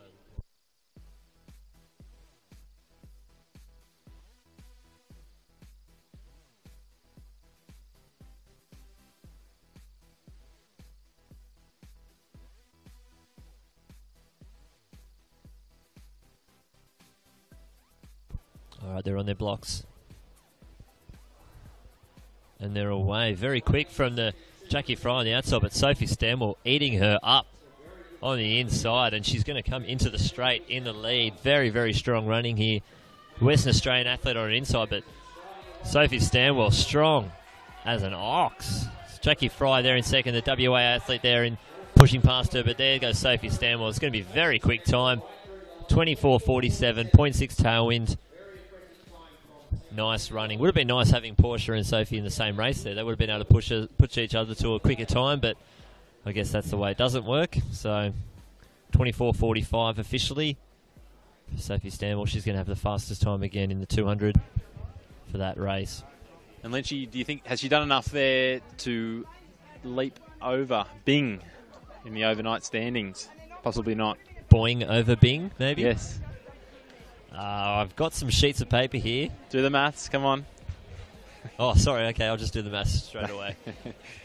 That's okay. I've got a library of paperwork here to work through, but let's just say yes, it's enough in our hearts. I just got the nod of approval from Sophie there. She thinks it's enough? Yep. Oh, beautiful. It's She must have official. been listening in. She's been listening to the live stream during the race. Yep. With modern technology, it's wonderful. That's amazing stuff these days. So I've only got 3 more races on the track. And then that's it for day 1. While we're waiting, we're going to go through the qualifiers for the 400 in the men's. You'll find the semi-finalists: Craig Burns, Tamatoki, Yusuke Itsuka, Solomon, Dylan Grant, Alex Beck, John Stephenson, Kurt Mulcahy, Clay Watkins, James Kermond, Ian Douglas, Bailey Stewart, Chan Kar-Chun, Christopher Ballieu, Sean Rowe, and DeLuca Lawson-Matthew. They're your semi-finalists. And in the women's, Morgan Mitchell, Caitlin Sargent, Annalise Ruby, Louise Jones, Brooke Cull, Emily First, Alicia Keir, and Christy Bailey. So there's going to be 3 Kiwis in the race, only 5 Australians. So could that be our 4x4? They're just going to go straight to a final on Saturday night. They get a day off. Very lucky girls there. Boys having to do another round. Out there milling around the finish line. Our last event of the day. They've been here since this morning. They've had a big day. This is their 5th event, the 400. They've already had the 1, the long, the shot, the high. And now they're going to top it up with a bit of lactic acid in a 400. Just what you want, Lynchy. Just before dinner. Just get a bit of ice it lactic off. acid. That's right. They've been going since breakfast. So why not? A cheeky 1 lap as hard as you can. Oh, yeah. Beautiful. Just what you want before bed. And then tomorrow they get to finish it off with a 1500. Yeah, that'll be something to see. It's a real celebration, and we often see the entire field paraded around the track at the completion of the decathlon. It's no matter whether you come first or last, it's a great achievement just to get through it. Yeah, they're just all happy they survived. That's right. They are literally running, jumping, and chucking machines, these guys. They do it all.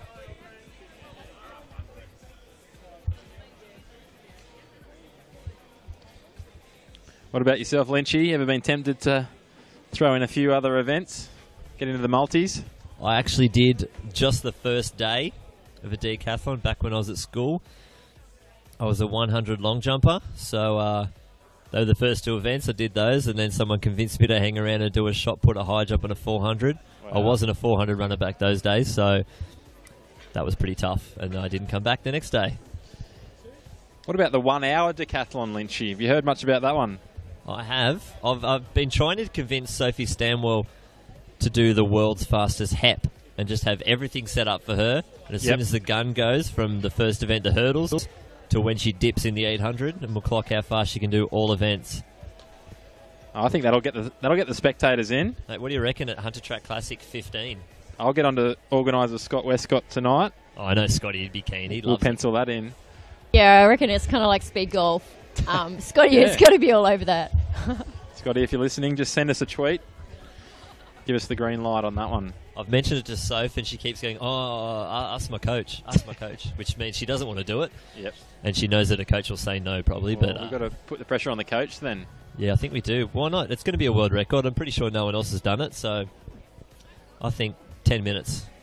If she can get sub 10, that's a big ask, actually, but one attempt at each field event, I think it could be done. Maybe you can jump in there, Robbo, and push her on a bit. Yeah, I'll definitely be asking that question when we do get Sophie Stanwell on the tartan couch. She's a big fan of the Scottish hat, Sophie.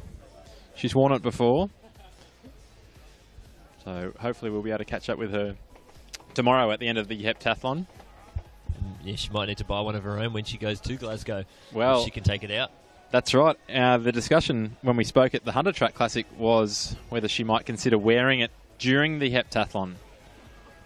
And high jumper Chris Dodd was eyeing it off earlier today, thinking he might do a few jumps in the Jimmy hat. Why not? It's going to get cold out there. You might as well use it. Yeah, warm the ears up. I see Jake Stein's still got his jacket on. You haven't got it off him yet. Mate, give me time.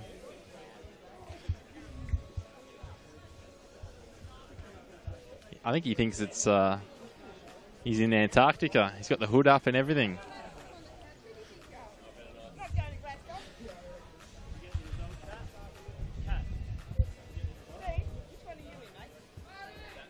All right, they're out on this track there. Let's go.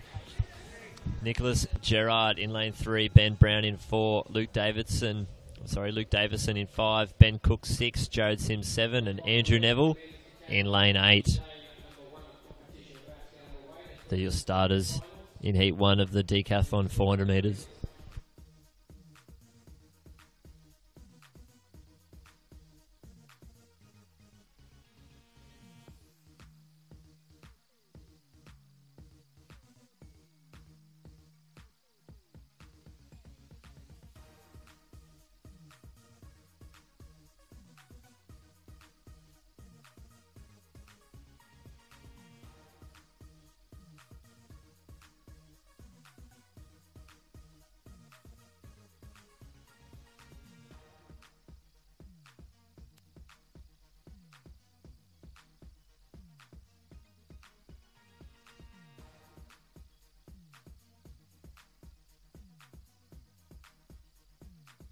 We've just had an exclusive from Steve Kane. He's promised to run with Clyde in the 1500 metres tomorrow.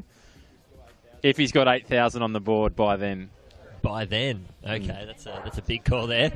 Call us through here, Lynchy. All right, so we got on the outside Jared Sims moving away very, very quickly. Moving up past Andrew Neville. Jared Sims maybe gone a little bit too quick there. It is cold out there. Ben Cook moving fast as well. Andrew Neville, the high jump specialist down the outside. Ben Brown very quickly as well. He's got a PB of under 50 seconds, so he should be one of the favoured athletes here. And Nicholas Gerard, the New Zealander, moving quick as well. But Ben Brown separated himself from the rest of the field. Moving very quick. He trains up on the Sunshine Coast with Denise Boyd. And he's very, very strong athlete. Holding his technique together very well there. There's Ben Cook in third. Nicholas Gerard in second there. But Ben Brown in race of his own there. 50-35. Very fast for a decathlete, especially after a big, long day. The boys are absolutely finished. Feeling that hurt from a long 400 and a long, long day.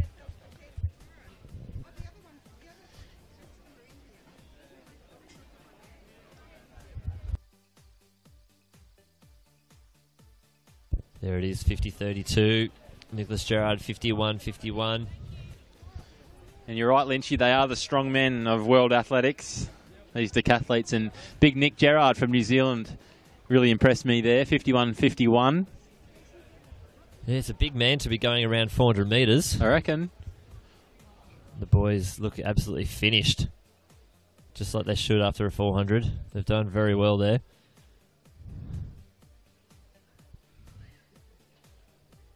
There's your complete results for Heat 1 of the men's decathlon. Only 2 more races to go. All the field events are finished. Beautiful. Melbourne turning it on.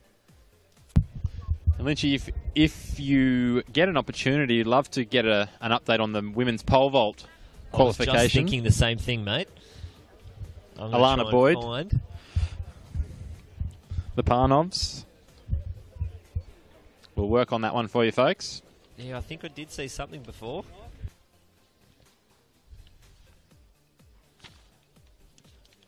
I've got the official results of the 1500.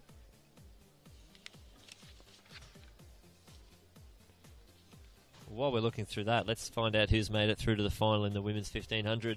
Zoe Buckman, Jenny Blundell, Heidi Gregson, Caleb McKnight, Bridie Delaney, Anna Lehman, Melissa Duncan, Corina Cleland, Margie Athau, Kelly Young, Rose Davies, and Emily Augustine. They're your qualifiers for the final of the 1500 metres. It's going to be on Saturday night. I'm going to keep looking around my desk for some pole vault results. Looking at the field here in the second heat of the men's decathlon 400 metres, and the runner in lane 4 from New Zealand, one of 2 Kiwis in this race. Stephen Buckley got some impressive ink work on the right arm.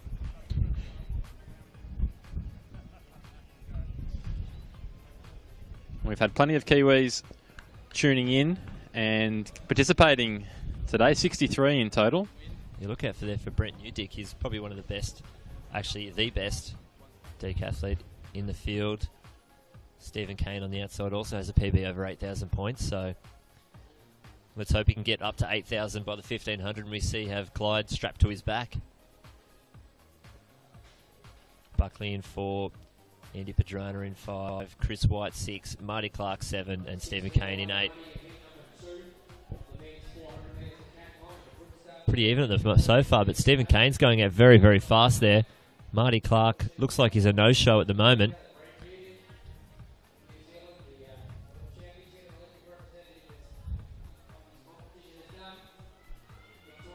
Oh no, Marty Clark is there, but Brett Newdick not there. Stephen Buckley having a great third 100 metres there. He's going to end up into the straight in the lead. Andy Padrana from New South Wales there in the second place.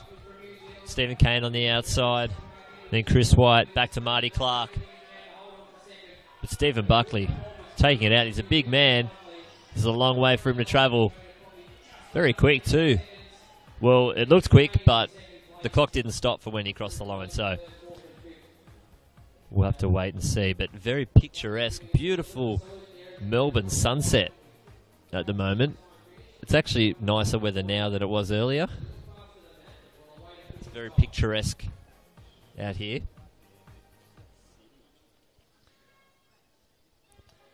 So we have an update from the women's heptathlon. This is the final results from day 1. Portia Bing, 3,530 points. Sophie Stanwell, 3,352.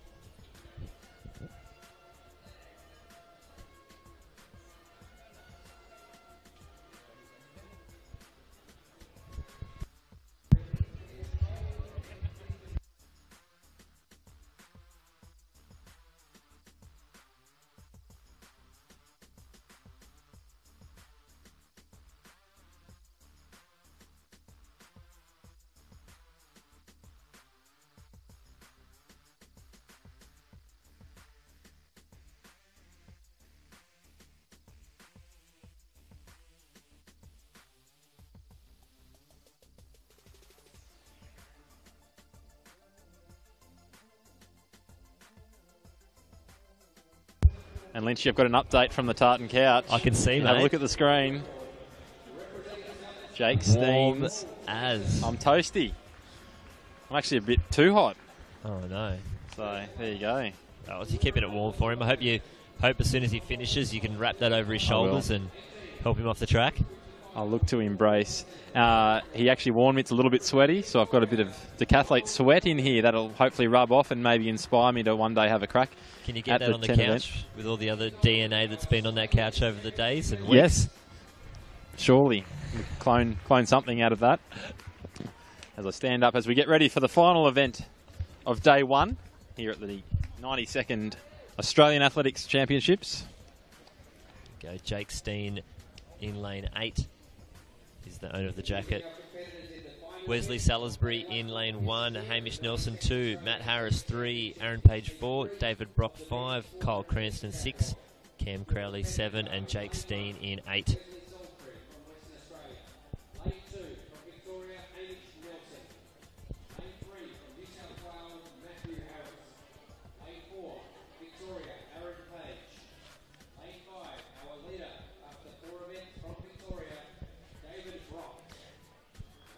David Brock is the leader at the moment. He is in lane 5. So hopefully he can extend his lead with a very good 400 metres.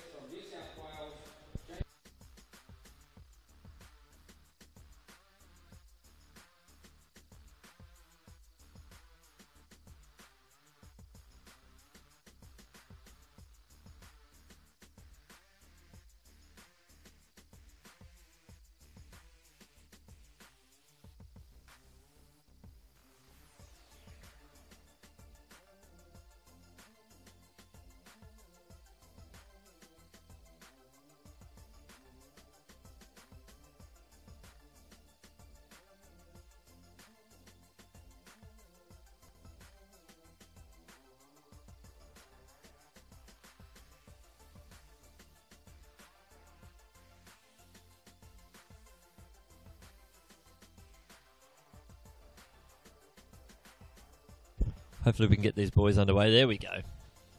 They've been hanging around in that cold too long. This is the last event for day one. Isn't that beautiful? There's Matt Harris and the Melbourne skyline. And our website, athletics.com.au. Check it out. Oh, that's picturesque. All right, they're away. In the last race of day one, Jake Stein moving very fast on the outside there. Taking it down the back straight. And the athlete, Kyle Cranston, on his inside 2 lanes. Moving up past his athlete on the outside. But there's David Brock, the leader in the green. Matt Harris moving quick. He has a quick 400-metre PB. So look for him to chase down the other athletes on his outside. Cranston looks like he's got the lead at the moment. Moving into the third 100. There's David Brock in the green. Cranston's very strong there. Steen on the outside, but Matt Harris, you'll never find him out of a pair of splitties. He loves those kinds of shorts. There's Cranston on the outside, but David Brock very fast finishing. And Hamish Nelson on the inside from Victoria, but there's Brock and Cranston fighting out over the line. Unfortunately, the clock is not working, so we don't know how fast they ran. But the photo finish will sort it out for us, and we'll find out a little bit later.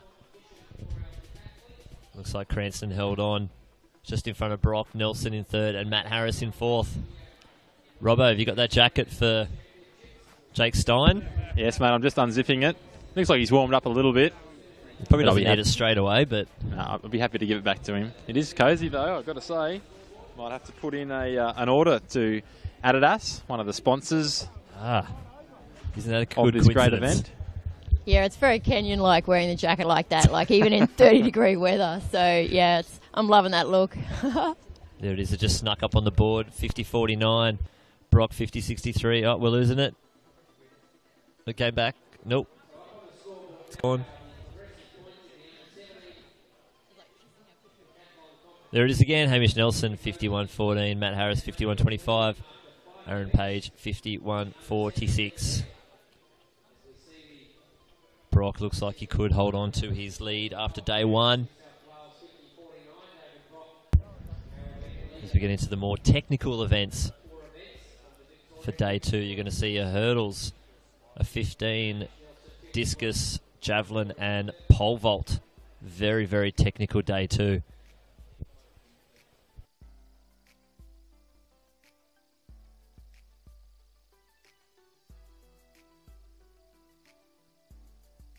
Well, that's a solid day's work from the decathletes.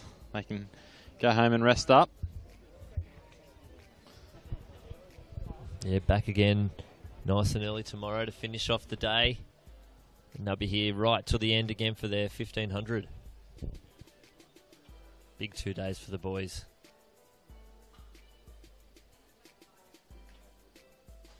I've got Jake Steen here. Mate, tough day's work. Well done getting through that 400 to finish off day one. How was it? Shocking. The whole day was shocking apart from the shot put. So look forward to tomorrow where I've got a couple more throwing events. And yeah, I prefer the throwing to the running. So prefer some throwing events and a bit of pole vault tomorrow. So a bit more fun tomorrow. Go home and rest. I'll give you this jacket back now. Thanks very much. It's very, very warm. We've just got to get a quick photo here. Back up to you, Lynchy. Thanks, mate. That wind looks Antarctic. So, a couple of layers there. That jacket does look very, very warm. There's Sophie Stanwell running down the home straight, doing a couple of warm down runs. Yeah, no more events left on the track or in the field. Just hang on. Still trying to find ourselves some pole vault results, but we might be able to chuck those into the highlights package at the end. We're going to be back tomorrow at 4 p.m. for day 2 of the 92nd Australian Athletics Championships.